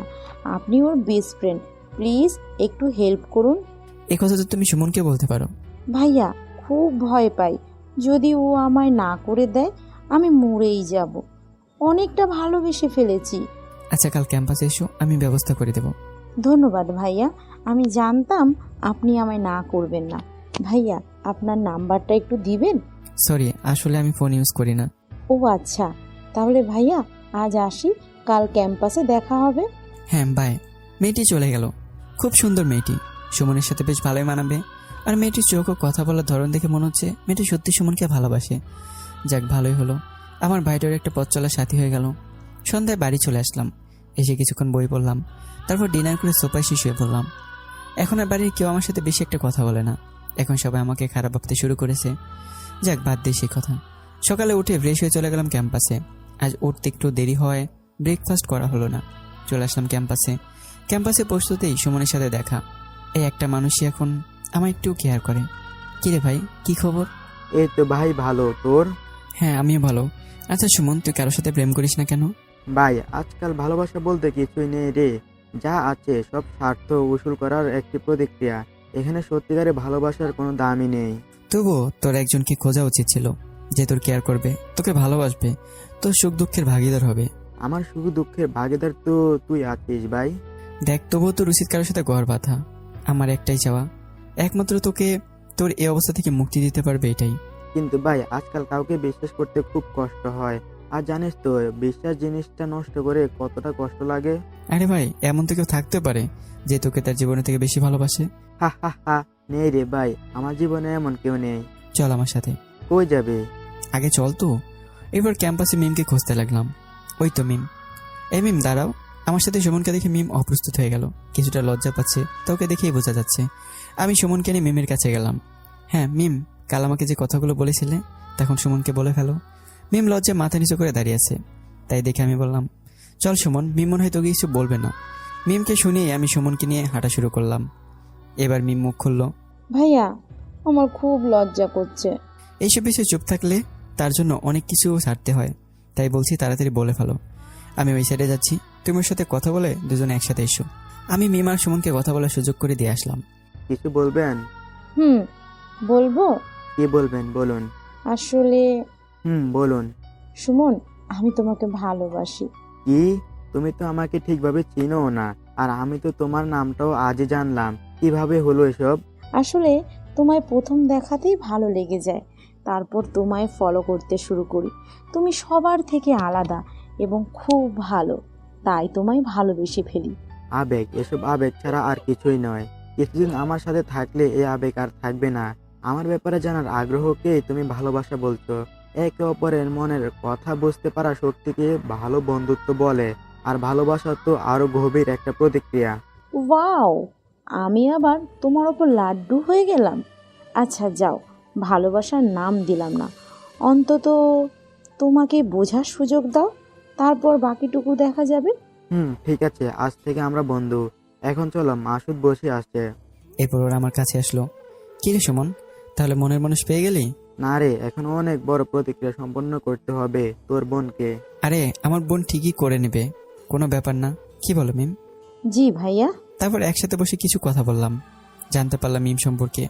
বড় লোকের মেয়ে কিন্তু অহংকার নেই, আমাদের মতো সাধারণ জীবনযাপন করতে ভালোবাসে। কিছুক্ষণ কথা বলার পরেই সুমন একটা দরকারের ফলে আমাদের মাঝখান থেকে উঠে গেল। তখন আমি আর মিম, তা ব্যাপার কত দূর। আর বইলেন ভাইয়া, আপনার বন্ধু আজ তো একটা খাটাস। এত ভালোবাসি তবুও বিশ্বাস করতেই চায় না, না পেরে বন্ধু হয়ে থাকতে হচ্ছে। ওর বন্ধুত্বটাই অনেক। আর হ্যাঁ, ওর মনে জায়গা করার সকল সুযোগ আমি করে দেব, চিন্তা নাই। ধন্যবাদ ভাইয়া। শোনো একটা কথা, তোমার ফলে যদি কোনো কারণে আমার ভাইটা কষ্ট পায়, তবে আমি কিন্তু তোমায় ক্ষমা করব না। ভাইয়া, আমার উপর বিশ্বাস রাখতে পারেন, আমি এমন কোনো কাজ করব না যাতেও কষ্ট পায়। ধন্যবাদ। তারপর আমি মিমকে সুমনের পছন্দ অপছন্দ সম্পর্কে সব বলতে লাগলাম। এর মধ্যে সুমনও চলে আসলো। ভাই এইটা রাখ। মোবাইল কেন? ভাই তোকে অনেক মিস করে, রাখ না বাইরে দেওয়া একটা জিনিস। আচ্ছা ঠিক আছে দে। সুমন ফোনটায় নিজের নাম্বার দিয়ে দিল। তারপর মিমা আমার নাম্বার নিল। তারপর তিনজনে কিছুক্ষণ গল্প করে তারপর আমি আর সুমন ক্লাসে গেলাম, আর মিম নিজের ক্লাসে গেল। ক্লাস শেষ করে বাড়ি ফিরলাম। বাড়ির ভিতরে ঢুকতেই তোকে কত বিশ্বাস করতাম, আর তুই আমার মেয়েটাকে ঠকাচ্ছিস। তোকে বলেছিলাম তোর যা লাগে সব নিয়ে নে, কিন্তু আমার মেয়েটাকে কষ্ট দিস না। কিন্তু তুই এতটা নীচ আগে জানতাম না। বাবা আমার অপরাধ এমন ভাব দেখাচ্ছিস যেন কিছুই জানিস না। এটা কি? বলে আমাকে একটা ছবি দেখালো যেখানে মিম আমাকে জড়িয়ে ধরেছে। আমি তো আকাশ থেকে বললাম, মিম কখনোই আমার এতটা কাছে আসেনি, আর ওকে তো আমি বোন বলে মনে করি। বাবা বিশ্বাস করেন, এগুলোর কিছুই সত্য না। আমি নিজেও আজ তোকে এই মেয়েটার সাথে দেখেছি, আবার মিথ্যা বলছিস? লজ্জা করে না? তোকে বিশ্বাস করে আমার মেয়েটাকে তোর হাতে তুলে দেওয়াই ছিল আমার সবচেয়ে বড় ভুল। আমি নিজেই আমার মেয়ের জীবন নষ্ট করে দিলাম। তোকে বিশ্বাস করে আমার বাড়ি ঠাঁই দেওয়াও ছিল আমার বড় ভুল। আরে তোর বাবা মা তো অনেক ভালো ছিলেন, তুই এমন কেমন হলি? বাবা, ওকে তুমি কিছু বলবে না। ভালো হোক খারাপ হোক, ও আমার স্বামী। ওকে কিছু বললে আমার খারাপ লাগে। দেখ দেখ আমার মেয়েটাকে দেখ, তোকে কতটা ভালোবাসে, তবুও তুই কি করে ওকে ঠকাচ্ছিস? বাবা, ওকে যদি তুমি আর একটা কথা বলো তো আমি ওকে নিয়ে এই বাড়ি থেকেই বেরিয়ে যাব। যতটা না কষ্ট হচ্ছে প্রমীর বাবার কথায়, তার চেয়ে বেশি অবাক হচ্ছি প্রমীর আচরণে। প্রমী আমার হাতটা ধরে রুমে নিয়ে গেল। রুমে এসে দরজা আটকে দিল। কি রে ছোট লোকের বাচ্চা, কেমন লাগলো আজকের অভিনয়? প্রমীর উপর এতটাই রাগ উঠে গেল যে ঠাস করে একটা বসে দিলাম ওর গালে। আমি তো বলেছিলাম তোকে মুক্তি দিয়ে দেব, তবে কেন এমন করছিস? কারণ তোকে শুধু আমার জীবন থেকেই নয়, আমার বাড়ি থেকেও বের করতে চাই। এটাই যদি তোর উদ্দেশ্য হয়, তবে কাল থেকে তুই আর এই ছোট লোকের বাচ্চাটার মুখ দেখতে পারবি না। চলে যা, মুক্ত কর আমায়। বলে রুম থেকে চলে গেল প্রমী। আমি ছাদে চলে আসলাম। আমি কি করলাম? আমি প্রমীকে চড় মারলাম? কি করে পারলাম আমি? আর আমি প্রমীর কাছে এতটাই বিরক্তকর। রাশেদ আঙ্কেল আমায় ভুল বুঝলো, কে বিশ্বাস করলো না আমার কথা। ঠিক আছে, প্রমী যখন চায় তবে চলে যাব, থাকবো না চোখের সামনে। ভালো থাকুক। ছাদে দাঁড়িয়ে সন্ধ্যা পেরিয়ে রাত হয়ে গেল। রাতেও কি আমায় খাবারের জন্য ডাকলো না। আজ সারাদিন কিছু না খায় মাথা খুব ব্যথা করছে। হঠাৎ করেই ছাদে মাথা করে পড়ে গেলাম। কিছুক্ষণ পর শরীরে পানি পড়ে জ্ঞান ফিরল। চোখ খুলে দিকে বৃষ্টি হচ্ছে। আমি রুমে চলে গেলাম। মাথাটা এখনো ঝিমঝিম করছে। পড়ার টেবিলে বসে প্রমীর জন্য একটা চিঠি লিখলাম, যাতে আমার না বলা কথাগুলো লিখে রেখেছিলাম প্রমীর জন্য। তারপর খালি হাতে বেরিয়ে পড়লাম অজানার উদ্দেশ্যে। সকালে ঘুম থেকে উঠে প্রমী আর সোফায় আমাকে দেখতে পেল না। ও ভেবেছে হয়তো বাইরে গেছি। তারপর তার স্বাভাবিক কাজগুলো করতে লাগলো। সকাল পেরিয়ে দুপুরগুলোয় সন্ধ্যা হয়ে গেল, এখনো আমার দেখা পেল না প্রমী। তখনই গতকালের কথাটা মনে পড়ে গেল। কাল থেকে আর এই ছোট লোকের বাচ্চাটার মুখ দেখা লাগবে না তোমার। তার মানে কি হৃদয় সত্যি সত্যি চলে গেছে? যাক, ভালো হয়েছে, আমি বেঁচে গেলাম। কথাগুলো ভাবতে থাকে প্রমী। এরপর সবার সাথে রাতের খাবার খেয়ে শুয়ে পড়ে প্রমী। বাড়িতে কেউ আমার কথা একটাবারও জিজ্ঞেস করলো না। আজ প্রমীর ঘুম আসছে না। আবার ভাবে, আচ্ছা, আমি হৃদয়ের সাথে কেন খারাপ ব্যবহার করলাম? আমি তোকে মেনেও নিতে পারতাম। আর তাছাড়া হৃদয়ের সাথে তো আমার বিয়ে হয়ে গিয়েছে, ওকে কেন এতটা অপমান করলাম? আরে ধুর, কোথাকার কে, তার জন্য এত ভাবার কি আছে? আমি যার বিষয়ে কিছুই জানি না তার জন্য কেন এত চিন্তা করব? যাক, আপদ বিদায় হয়েছে, ভালোই হয়েছে। এসব ভাবতে ভাবতে রাতে ঘুমিয়ে পড়লো প্রমী। সকালে উঠে ফ্রেশ হয়ে নিচে গেল। আমার কোনো খোঁজ পাইনি এখনো। প্রমীর আজ কিছুই ভালো লাগছে না। কিছুদিন একটা খুব করে ভাবাচ্ছে ওকে। আচ্ছা, হৃদয়ের সাথে কি এমনটা করা ঠিক হলো? না, ও তো আমায় জোর করে বিয়ে করেনি। বাবাই ওকে বাধ্য করেছে এই বিয়েতে। কিন্তু ওকে এত অপমান করার পরেও কেন কোনো প্রতিবাদ করলো না? আচ্ছা, আমি কেনই বা ওকে সহ্য করতে পারছিলাম না? মনে হচ্ছে প্রমী এখন আমাকে মিস করতে শুরু করেছে। 2 বছর একসাথে থাকার ফলে কিছুটা তো ভালো লাগা কাজ করেই। তারপরও আমাদের বিয়ে 3 মাস সম্পন্ন হয়েছে। 3 মাস একসাথে নিচে থাকতে তো একটু মায়া জন্মাবেই, যতই একে অপরকে সহ্য করতে না পারুক। প্রমী ব্রেকফাস্ট করে রুমে গেল। না, কিছুই ভাল লাগছে না ওর। মন খারাপ করে খাটের উপর বসে পড়লো। তার চোখের সামনে পড়ে আছে একটি টেবিল। আমি এই টেবিলে বসে পড়তাম। প্রমী কি যেন মনে করে টেবিলটির কাছে গেল। খুব সুন্দর গোছানো একটা টেবিল। বইগুলো আগের মতোই পড়ে আছে, কিন্তু এগুলো পড়ার মানুষটাই নেই। হঠাৎ তার চোখ পড়লো কলম দিয়ে চাপা দেওয়া একটি কাগজ। প্রমী কাগজটা হাতে নিয়ে পড়তে শুরু করলো। প্রমী, আমি জানতাম যে আমি তোমার কাছে এতটাই বিরক্তকর। জানো প্রমী, প্রথম যেদিন তোমায় আমি দেখেছিলাম যেন আমার সময় সেখানেই থেমে গিয়েছিল। আমি তোমার মাঝে হারিয়ে গিয়েছিলাম। প্রথম দেখায় তোমার মায়ে জড়িয়ে পড়েছিলাম। তারপর যখন জানলাম তুমি রাশেদ আঙ্কেলের মেয়ে, আমি সেই মায়ে কাটিয়ে ফেলার চেষ্টা করেছিলাম। কিন্তু রোজ সকাল বিকাল যখনই তুমি আমার সামনে আসতে আমার মন যেন আর কোনো বাধা মানতে চাইতো না। কি যেন একটা আকর্ষণ করতো আমার মনটাকে। তুমি যখন চোখের সামনে থাকলে মনে হাজারো কল্পনার সৃষ্টি হতে, যার মূলটা ছিলে তুমি। তবুও চেষ্টা করতাম তোমার থেকে দূরে থাকার। আমি জানতাম তুমি আমায় একদমই সহ্য করতে পারো না, আর এখনো পারো না। তাই নিজেকে আড়াল করে রাখতে চেতাম তোমার থেকে। খাবার টেবিলে যখন তুমি আমার সামনে বসতে, আমার চোখ দুটো আমার সাথে বেইমানি করতো, শুনতো না আমার কোনো কথা, তোমার দিকে চেয়ে থাকতো অপলক। এরপর আঙ্কেল যখন তোমায় পড়ানোর কথা বললো, আমি আঙ্কেলকে অনেকভাবে না করেছি, কিন্তু আমি তার সাথে পারিনি। জানো প্রমি, তুমি যখন মন দিয়ে পড়তে, তখন দুটি চোখ যেন তোমার দিকে চেয়ে থাকতো।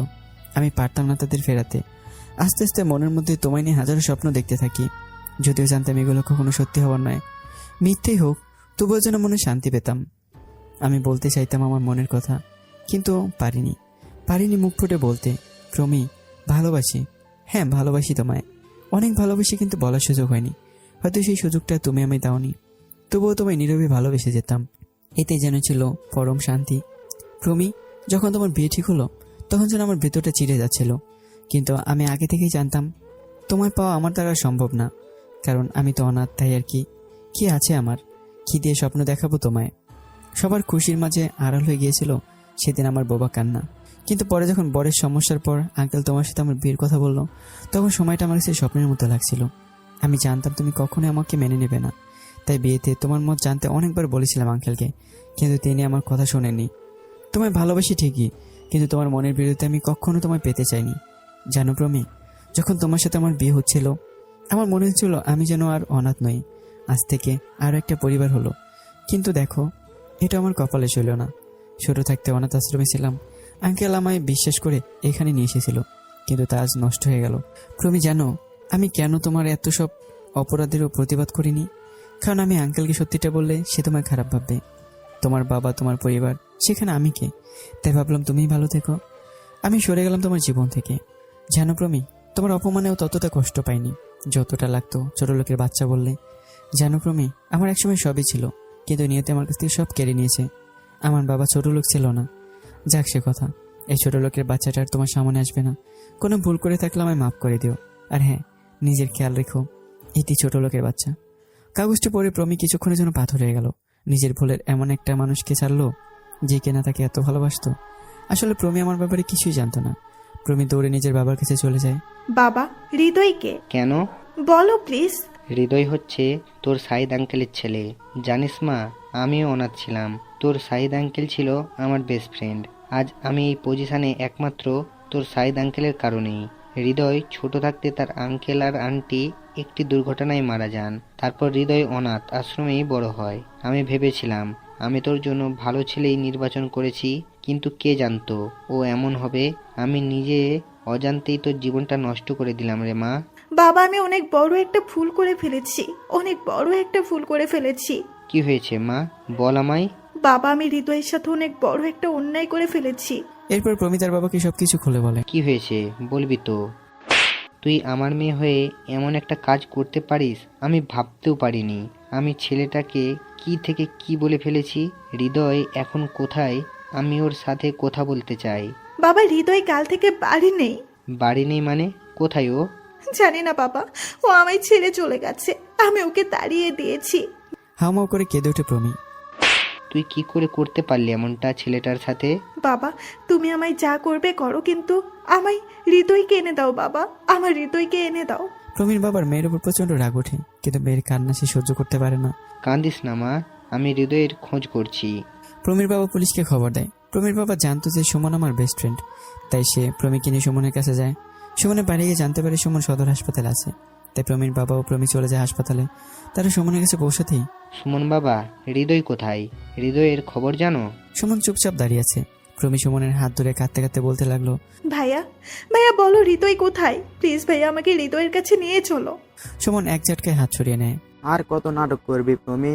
আমার ভাইটা জীবনটা শেষ করে দিয়েছিস তুই। হৃদয় যদি কিছু হয়, সত্যি বলছি আমি তোরে খুন করে ফেলবো। ভাইয়া, আপনি আমায় যা করবেন করেন, আমি ভুল করেছি, আমায় একবার ওর কাছে নিয়ে চলুন। সুমন কোনো কথা না বলে একটু কেবিনে ঢুকে গেল। প্রমি অনুরোধ করতে করতে সুমনের পিছে পিছে কেবিনটিতে ঢুকলো। ঢুকতেই যেন প্রমির মাথায় আকাশ ভেঙে পড়লো। হৃদয় এখানে শুয়ে আছে কেন? কি হয়েছে ওর? প্রমি দেখলো আমি বেডে শুয়েছি আর মুখে অক্সিজেন মাস্ক লাগানো। আমাকে এই অবস্থায় দেখার জন্য একদমই প্রস্তুত ছিল না প্রমি। কি করে হলো সুমন ভাই? আমি জানি না, আগের দিন ক্যাম্পাসে হৃদয়কে একটা ফোন কিনে দিয়েছিলাম। রাতে ওর নাম্বার থেকে রাতে কল আসে।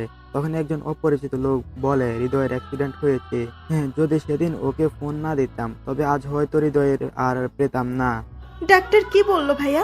ডাক্তার ওর সম্পর্কে কিছুই পরিষ্কারভাবে বলেনি, কখন জ্ঞান ফিরবে কিছুই বলেনি। আমি জানি হৃদয়ের কিছুই হবে না, ও ঠিক হয়ে যাবে, ও অবশ্যই ঠিক হয়ে যাবে। প্রমিকে রেখে সুমন কেবিন থেকে বেরিয়ে গেল। সুমনের প্রচন্ড রাগ হচ্ছে প্রমির উপর, কিন্তু কিছু বলতে পারছে না। প্রমি হলো তার প্রিয় মানুষটার ভালোবাসা। সুমন বেরিয়ে যাওয়ার পর প্রমি আমার কাছে বসলো। আজ নিজের কাছে নিজেকে খুব অপরাধী মনে হচ্ছে প্রমির। আমার এই অবস্থার জন্য সে নিজেকে দায়ী করছে। আজ 3 দিন হয়ে গেল আমার জ্ঞান ফেরেনি। প্রমি এই 3 দিনে আমাকে রেখে এক মুহূর্তের জন্য কোথাও যায়নি। সবসময় আমার সুস্থতা প্রার্থনা করেছে। প্রমির এই রূপ দেখে সুমনের ও প্রমির উপর থেকে রাগ সব সরে গেল। বিকেলবেলা সুমন ডাক্তারের সাথে কথা বলছে আর প্রমি বসে আছে আমার মাথার কাছে। সে এক দৃষ্টিতে চেয়ে আছে আমার মুখের দিকে। হঠাৎ সে খেয়াল করলো আমার চোখের পাতা নড়ছে। সে চিৎকার করে আমাকে ডাকতে লাগলো। সুমন কেবিনে এসে দেখে আমি তখন আস্তে আস্তে চোখ খুলছি। সুমন আর প্রমি আমার পাশে বসা। আমি চোখ খুলতেই, ভাই ভাই দেখ, আমি সুমন। আমি চুপচাপ শুয়েছি। আমায় ক্ষমা করে দাও, আমার ভুল হয়ে গেছে, আর কোনোদিন তোমার সাথে খারাপ ব্যবহার করব না। প্লিজ আমাকে ছেড়ে যেও না। অন্য পাশ থেকে প্রমি আমার হাত শক্ত করে চেপে ধরে। সুমন, আমি কোথায়? তুই তোর শ্বশুর বাড়ি আছিস। শালা, সুইসাইড করতে গেছিলি কেন? কি বলছিস এসব? আমি কেন সুইসাইড করতে যাব? তো তোর অবস্থা হলো কি করে? দাঁড়া, মনে করে নেই। যেদিন রাতে বাড়ি থেকে বেরিয়ে পড়ি, বাইরে বৃষ্টি হচ্ছিল, আর সারাদিন কিছু না খাওয়ার ফলে ভালো করে চলতে পারছিলাম না। হাঁটতে হাঁটতে কোথায় যাচ্ছিলাম কিছুই বলতে পারছিলাম না। চোখে ঝাপসা দেখছিলাম। হঠাৎ কি জন এসে প্রচণ্ড জোরে ধাক্কা মারে। তারপর আর কিছুই মনে করতে পারছি না। আমার জন্যই সবকিছু হয়েছে, তুমি আমায় ক্ষমা করে দাও, আমার ভুল হয়ে গেছে। সুমন, ওকে চলে যেতে বল। আমি যাব না, তুমি যাই বলো আমাকে, যাই করো, আমার সাথে আমি তোমাকে ছেড়ে যাব না। সুমন সুমন নিজে কেবিন থেকে বেরিয়ে গেল। প্রমি আমাকে জড়িয়ে ধরে আমার বুকে মাথা রাখলো। আমি প্রমিকে ছাড়াতে চেয়েও পারলাম না। হয়তো প্রমিকে ছাড়ানোর কোনো ইচ্ছেই ছিল না আমার, কারণ প্রমিকে বুকে জড়িয়ে নেওয়াটা আমার স্বপ্নের ছিল। কিন্তু আমি এখনো ভুলিনি সে আগের দিনগুলোর কথা। তাই প্রমির সাথে একটু খারাপ ব্যবহার করছি। কিছুক্ষণ পর সুমন আমারও প্রমির জন্য খাবার নিয়ে আসলো। প্রমি, তুই 4 দিন ঠিক মতো কিছুই খাসনি, আজ অন্তত খেয়ে নাও, আর হৃদয়কে এটা খাইয়ে দাও। সুমন আর কোনো কথা না বলে বেরিয়ে গেল। প্রমি খাবারগুলো হাতে নিয়ে, নাও, হা করো। না আমি খাবো না। হা করতে বলেছি কিন্তু। বলছি না খাবো না, একবার বলে কানে যায় না। ঠিক আছে, তাহলে আমিও খাবো না। প্রমি খাবারগুলো পাশের টেবিলে রেখে তারপর আবার আমাকে জড়িয়ে ধরে আমার বুকে মাথা রাখে। আমি 4 দিন অজ্ঞান থাকার ফলে ঠিকমতো হাত পাও নাড়াতে পারছিলাম না, তাই আমি প্রমিকে সরিয়ে দিতে পারলাম না। কিছুক্ষণের মধ্যে প্রমি শক্ত করে জড়িয়ে ধরা হাত তার বাঁধন ছেড়ে দেয় এবং প্রমি চেয়ার থেকে পড়ে যায়। আমি চিৎকার করে ডাক্তারকে ডাকতে থাকি। আমার চিৎকার শুনে বাইরে থেকে সুমন ভিতরে এসে দেখে প্রমি অজ্ঞানে মাটিতে পড়ে আছে।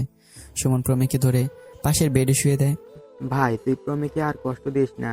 আমি জানি ও তোর সাথে যা করেছে তা ঠিক করেনি, কিন্তু এখন ও ওর ভুল বুঝতে পেরেছে। জানিস, তুই যত কয়দিন অজ্ঞান ছিলি প্রমি তোকে ছেড়ে এক মুহূর্তের জন্য কোথাও যায়নি।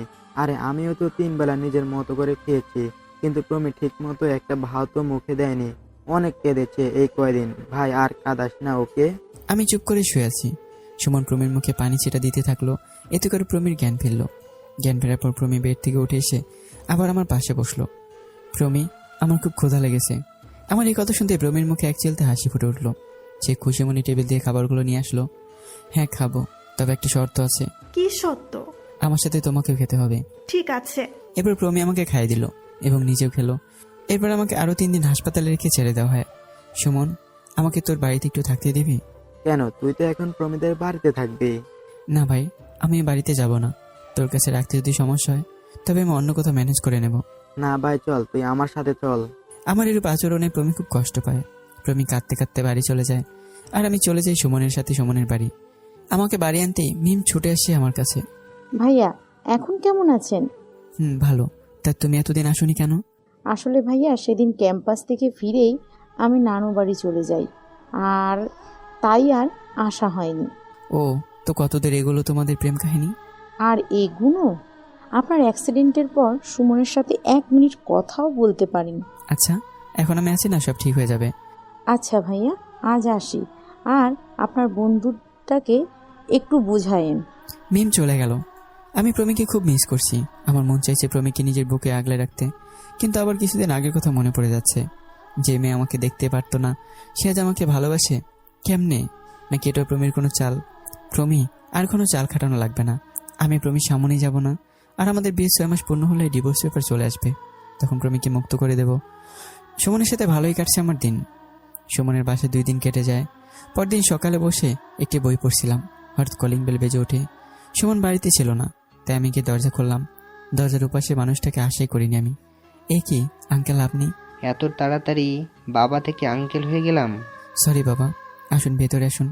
তারপর ওনাকে নিয়ে ভেতরে গেলাম। তা বাবা হৃদয়, তোমার শরীর এখন কেমন আছে? হ্যাঁ বাবা, ভালোই। আপনারা? আমার এই কোনো রকম। তা বাবা, আমাকে আর পমিকে কি ক্ষমা করা যায় না? এ কি বলছেন বাবা আপনি? আপনি কেন ক্ষমা চাইছেন? দেখো, আমি তোমাকে না জানি কি কি বলে ফেলেছি, আর পমিও তোমার সাথে কম খারাপ ব্যবহার করেনি। দেখো হৃদয়, আমি তো তোমার বাবার মতোই। আমি তোমার কাছে হাত জোর করে বলছি, আমাদের ক্ষমা করে দিয়ে আমাদের কাছে চলো। ছি ছি বাবা, এগুলো কি বলছেন? আমি আপনাদের উপর রাগ করে বাড়ি ছাড়ি? আর আসল কথা, আমার কোনো রাগই নেই। আমি বাড়ি ছেড়েছি একটা কারণে, আর তা হলো প্রমি আমার মুখ দেখতে পারে না। ও আমায় একদমই সহ্য করতে পারে না। আর আমি যে ওকে কথা দিয়েছি আমি চলে যাব ওর জীবন থেকে এবং ওই বাড়ি থেকেও। দেখো বাবা, পমি যা করেছে খুব খারাপ করেছে, কিন্তু এখন ও আর সেই আগের পমি নেই।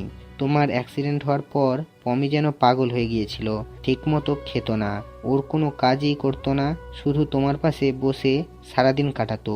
তুমি ঠিক হওয়ার পরে ও একটু স্বাভাবিক হয়ে উঠেছিল, কিন্তু তুমি যখন সুমনের সাথে এ বাড়ি চলে আসলে তখন থেকে ও এক ফোঁটা পানিও মুখে নেয়নি।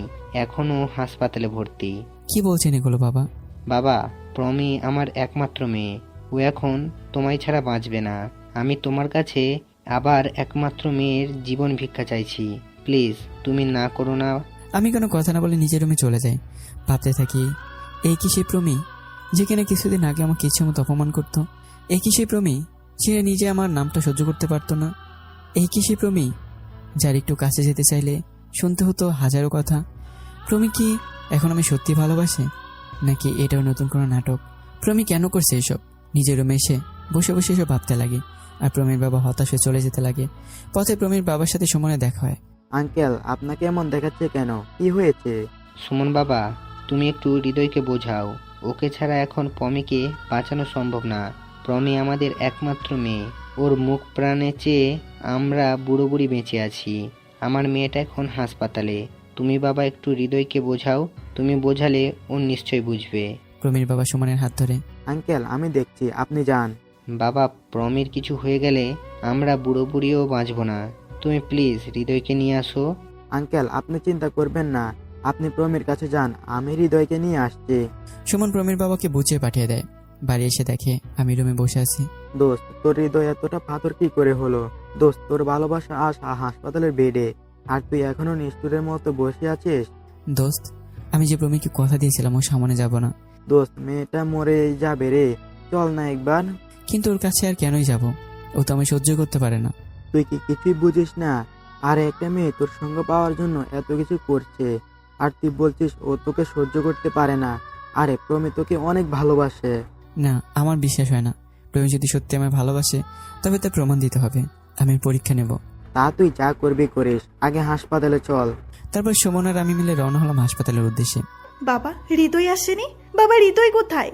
ও আসছে মা, কিছুক্ষণের মধ্যেই চলে আসবে। তুমি মিথ্যা বলছো, আমি জানি ও আসবে না, তাই না বাবা? ও তোমায় না করে দিয়েছে, তাই না? প্রমির বাবা নিশ্চুপ হয়ে দাঁড়িয়ে আছে। বাবা, ও আমায় কখনো ক্ষমা করবে না বাবা। আমি ওকে ছাড়া বাঁচতে চাই না বাবা, আমি মরতে চাই। আমায় মেরে ফেলো বাবা, আমি মরতে চাই। প্রমি কথাগুলো বলে কাঁদতে লাগলো। কিছুক্ষণ নীরবতার পরই প্রমির চোখ গেল দরজায়। দেখে সেখানে আমি দাঁড়িয়েছি। প্রমির মুখে এক চলতে হাসি। মেয়ের মুখে হাসি দেখে প্রমির বাবা দরজার দিকে তাকালো। সে আমাকে দেখতে পেয়ে স্বস্তির নিঃশ্বাস ফেললো। প্রমির বাবা উঠে কেবিন থেকে বেরিয়ে যাওয়ার সময়, বাবা, প্রমিকে গত 2 দিন হাজার চেষ্টা করেও কিছু খাওয়াতে পারিনি। টেবিলে খাবার রাখা আছে, ওকে একটু খেয়ে নিতে বলো। বলে প্রমির বাবা কেবিন থেকে চলে গেল। আমি সোজা টেবিল থেকে খাবারগুলো নিয়ে প্রমির কাছে গেলাম। প্রমি এক দৃষ্টিতে তাকিয়েছে ও প্রিয় মানুষটার দিকে। আমি খাবারগুলো নিয়ে প্রমির পাশে বসলাম। প্রমির দিকে তাকিয়ে দেখলাম কতটা বদলে গেছে আগে প্রমি। চোখে নিচে কালো দাগ, রোগা শরীর, চোখ দুটো ফুলে আছে। প্রমিকে এই অবস্থা দেখে খুব কষ্ট হচ্ছিল। প্রমি, খাবারগুলো খেয়ে নাও। প্রমি কোনো কথাই বলছে না। প্রমি, ওর গায়ে হাত দিয়ে হালকা নাড়া দিলাম। হ্যাঁ বলো। খাবারগুলো খেয়ে নাও। আমি হাত নাড়াতে পারছি না, খুব কষ্ট হচ্ছে, তুমি একটু খাইয়ে দেবে প্লিজ। প্রমির এমন করুণ কণ্ঠ শুনে নিজের অজান্তে চোখে পানি চলে আসে। আমি নিজ হাতে প্রমিকে খাবারগুলো খাইয়ে দিতে থাকি, আর প্রমি একদৃষ্টিতে চেয়ে থাকে আমার মুখের পানে। মন ভরে দেখছে ওর প্রিয় মানুষটাকে। খাবার শেষ করে আমি প্রমির পাশে বসে থাকি। প্রমির হাতে এখনো স্যালাইন চলছে। একটু বাবাকে ডেকে দিবে প্লিজ। আমি প্রমির বাবাকে ডেকে আনি কেবিনে। কি হয়েছে মা, বলো। আমার এখানে থাকতে ভালো লাগছে না, আমি বাসায় যাব। কিন্তু মা, তুই তো এখনো অসুস্থ। কিচ্ছু হবে না বাবা, আমি এখন ঠিক হয়ে যাব, এখানে আমার থাকতে ইচ্ছে হচ্ছে না। প্রমির কথায় আর না করলো না প্রমির বাবা।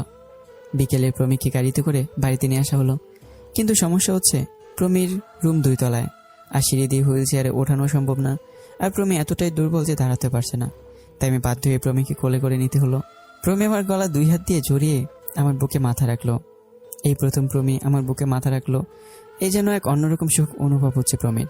প্রমি প্রার্থনা করছে এই সময় যেন শেষ না হয়। আমি প্রমিকে নিয়ে প্রমির বিছানায় শুয়ে দিলাম। প্রমি আমার গলা ছাড়তে চাইছিল না, কিন্তু আমি জোর করে ছাড়িয়ে ওয়াশরুমে চলে গেলাম। কিছুক্ষণ পরে সে প্রমির পাশে বসেই একটা বই পড়তে লাগলাম। প্রমি একদৃষ্টিতে তাকিয়ে আছে আমার দিকে। রাতে প্রমিকে খাইয়ে দিতে হলো। প্রমির ঘুম আসছিল না। আমার খুব ভয় করছে, তুমি প্লিজ আজ আমার কাছে শোবে। আমি কোনো কথা না বলে সোফা থেকে উঠে গিয়ে প্রমির পাশে আজ শুয়ে বসলাম। আমার না ঘুম আসছে না, একটু ঘুম পাড়িয়ে দেবে, খুব মাথা ব্যথা করছে। আমি কোনো কথা না বলে প্রমির মাথা হাতে দিতে লাগলাম। প্রিয় মানুষটির ছোঁয়া পেয়ে প্রমির ভালো লাগছে, তাই কিছুক্ষণের মধ্যে সে ঘুমিয়ে পড়লো। প্রমিকে ঘুম পাড়িয়ে আমি সোফায় গিয়ে শুয়ে পড়লাম। জানি না প্রমি এখন কেমন করছে। ও তো আমার কাছ থেকে মুক্তি চায়, তবে কেন আবার আমার কাছে টানছে, কেন আবার আমায় জড়িয়ে ফেলছে ওর মায়া জালে। প্রমি আসলে কি চাইছে, এসব কথা ভাবতে ভাবতে ঘুমিয়ে পড়লাম। সকালে কারো গরম নিঃশ্বাসে ঘুম ভেঙে গেল। চোখ খুলতে চমকে উঠলাম আমি। দেখি প্রমি মাটিতে বসে সোফায় হেলান দিয়ে ঘুমিয়ে আছে, আর মুখখানা একদম আমার মুখের উপরে থাকায় আমি হঠাৎ করে চোখ খুলে চমকে উঠি। তার মানে প্রমি রাতে এসে এখানে ঘুমিয়ে পড়েছে। ঘুমন্ত অবস্থায় খুব মায়াবী লাগছিল ওর মুখখানি।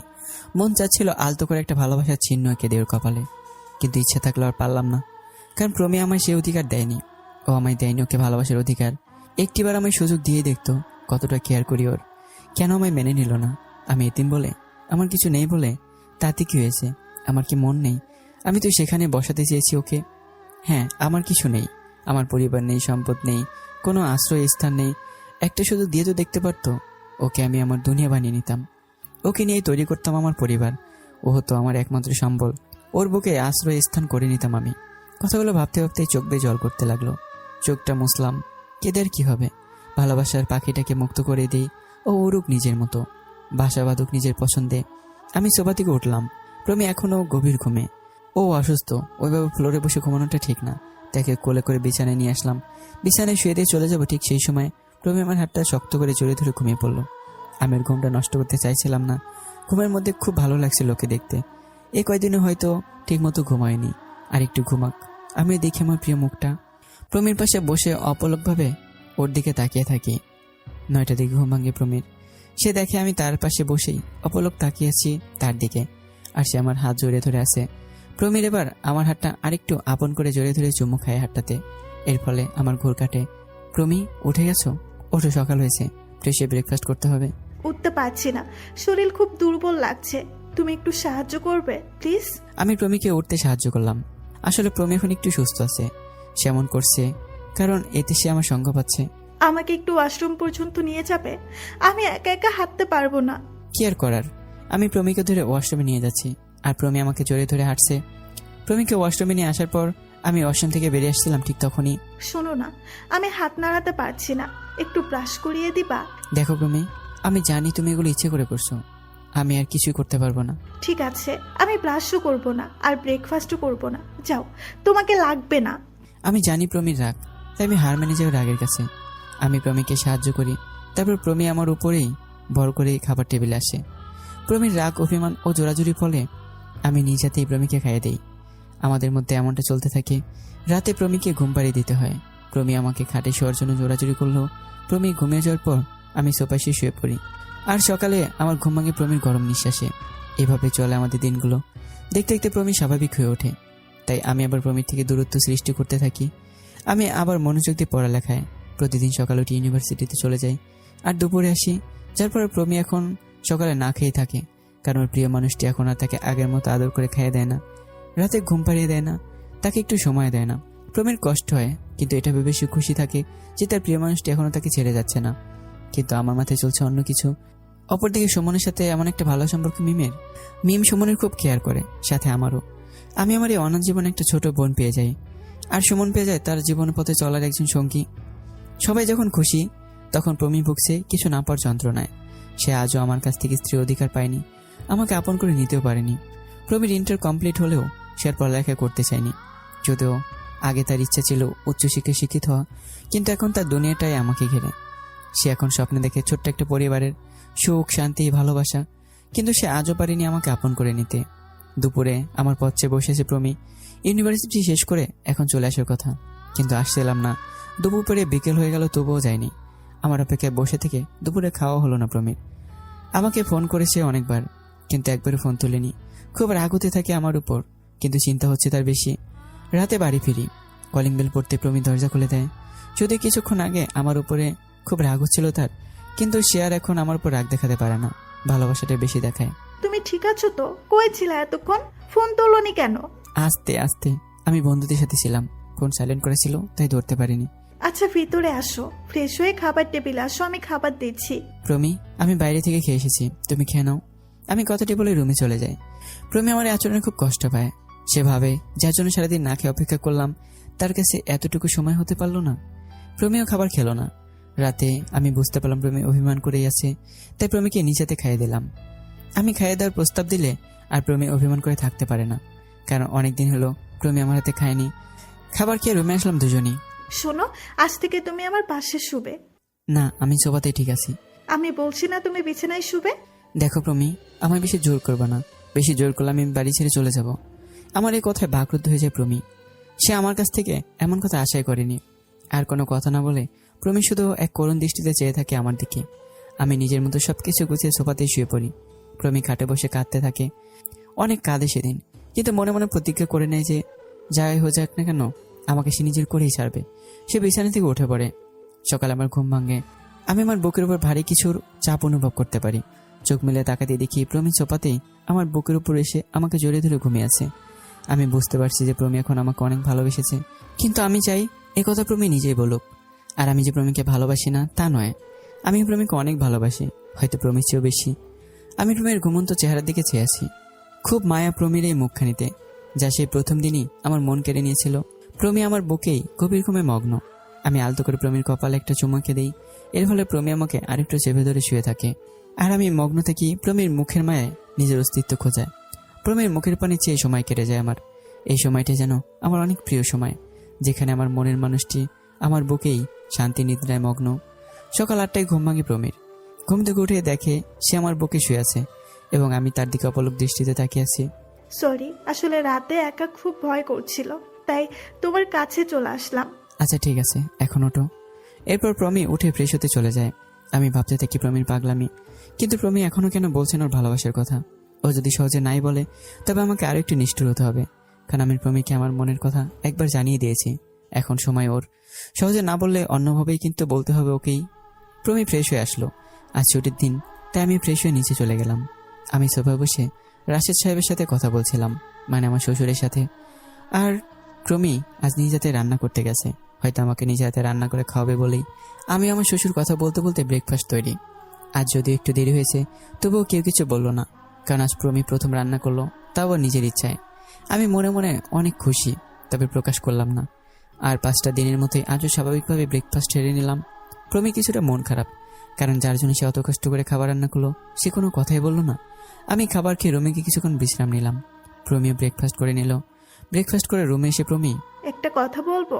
বলো। আজ বিকেলে একটু শপিং এ যাবো, প্লিজ যাবে আমার সাথে? না গেলে হয় না?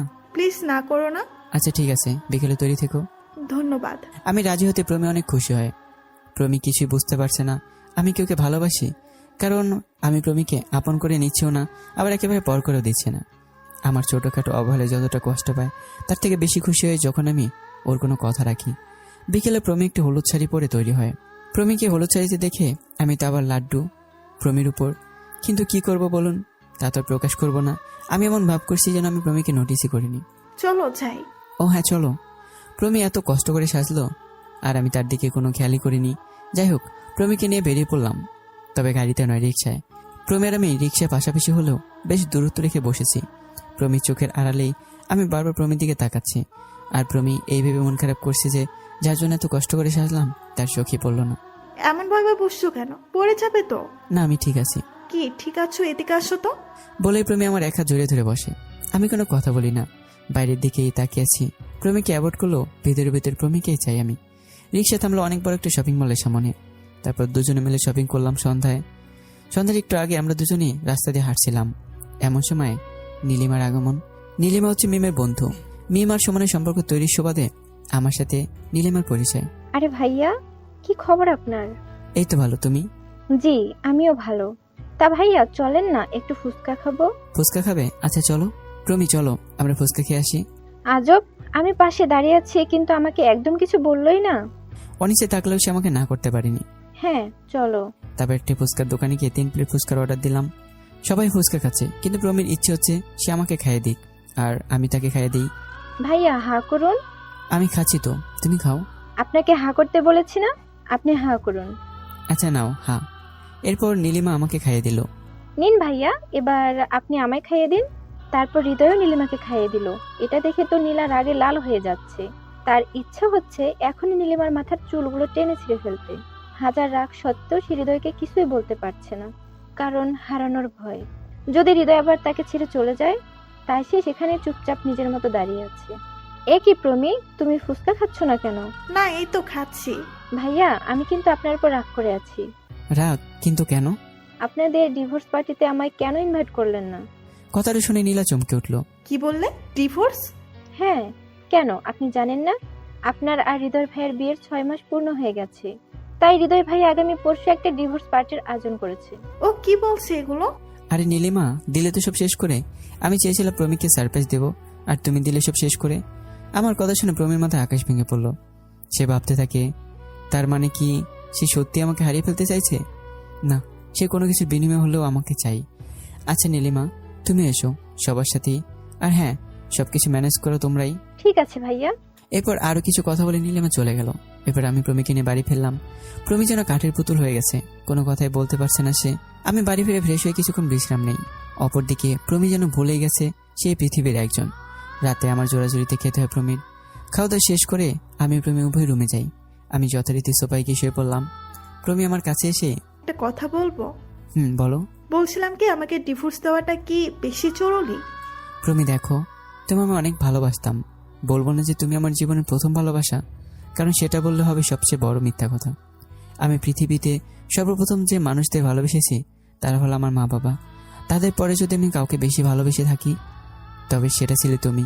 তোমার আমার বিয়ের পর হয়তো ভেবেছিলাম তোমার আগলে ধরেই কাটিয়ে দেবো বাকি জীবনটা, কিন্তু তুমি আমি সেই সুযোগটা দাওনি। তুমি প্রথমে আমার কাছে যা চাইলে তা হলো ডিভোর্স।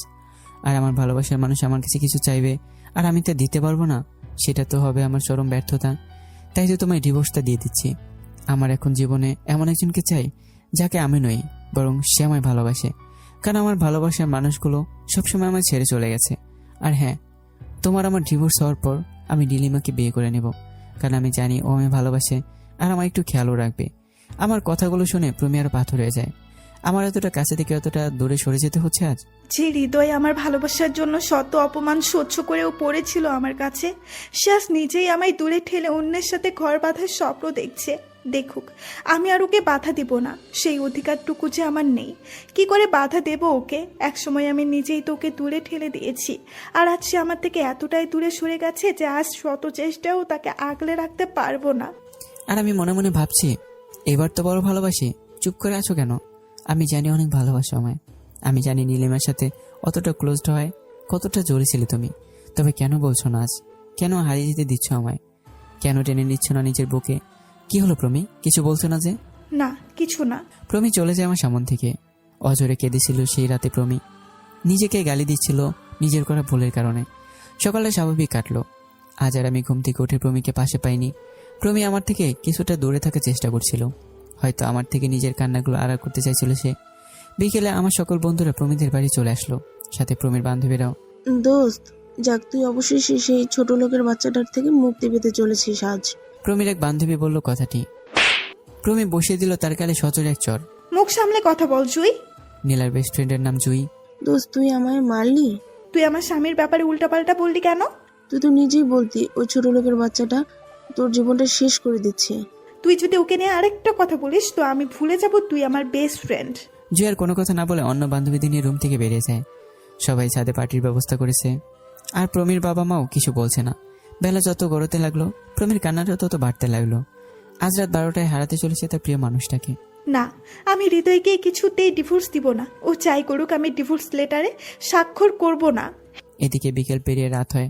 প্রমি আজ দুপুরেও রাতে কিছুই খায়নি। অনেক জোর করেছিল, কিন্তু ফলাফল শূন্য। রাত 11:50। রুমে ঢুকেই প্রমিকে ঢাক দিলাম। আমার চোখের আড়ালে নিজে চোখের পানি মুছে নিল প্রমি। হ্যাঁ বলো। চলো, ছাদে সবাই তোমার জন্য অপেক্ষা করছে। আজ যে তোমার খুশির দিন, তুমি কি খুশি নও? হ্যাঁ, আজ আমার খুশির দিন। আজ আমি সত্যি অনেক খুশি। হ্যাঁ চলো। ছাদের দিকে হাঁটতে লাগলাম দুজনেই। হঠাৎই প্রমি মাথা করে পড়ে যেতে লাগলো। সাথে সাথে আমি প্রমিকে ধরে নিলাম। প্রমি, প্রমি, কি হয়েছে তোমার? এমন করছো কেন? প্রমি মুখে একটা হাসি নেই। আমি কখনোই পারবো না ডিভোর্স লেটারে স্বাক্ষর করতে, কখনোই পারবো না তোমায় পর করে দিতে। তাই আমার দিকে একটা বিশেষ শিশি এগিয়ে দিয়ে আমার কোলে অচেতন হয়ে পড়ে প্রমি। সে মুখে আমার দিকে একটা ছোট্ট শিশি এগিয়ে দেয়। আমার কোলে জ্ঞান হারে প্রমি। আমার আর বুঝতে বাকি রইল না প্রমির কি হয়েছে। প্রমিকে তাড়াতাড়ি হাসপাতালে নিয়ে যাওয়া হয়। সাথে প্রমির মা বাবা আর পার্টিতে এসে সবাই যায় হাসপাতালে। প্রমিকে অপারেশন থিয়েটারে নিয়ে যাওয়া হয়। সবাই বাইরে অপেক্ষা করতে থাকে। কিছুক্ষণের মধ্যে ডাক্তার বেরিয়ে আসে অপারেশন থিয়েটার থেকে। ডাক্তার, আমার মেয়ে। দেখুন, হাসপাতালে আনতে বেশি দেরি না হয় এ যাত্রায় বেঁচে গেছো। ধন্যবাদ ডাক্তার। ধন্যবাদ আমাকে নয়, উপরওয়ালাকে দিন। আমরা তো শুধু চেষ্টা করতে পারি। ডাক্তার, আমরা কি এখন ওর সাথে দেখা করতে পারি?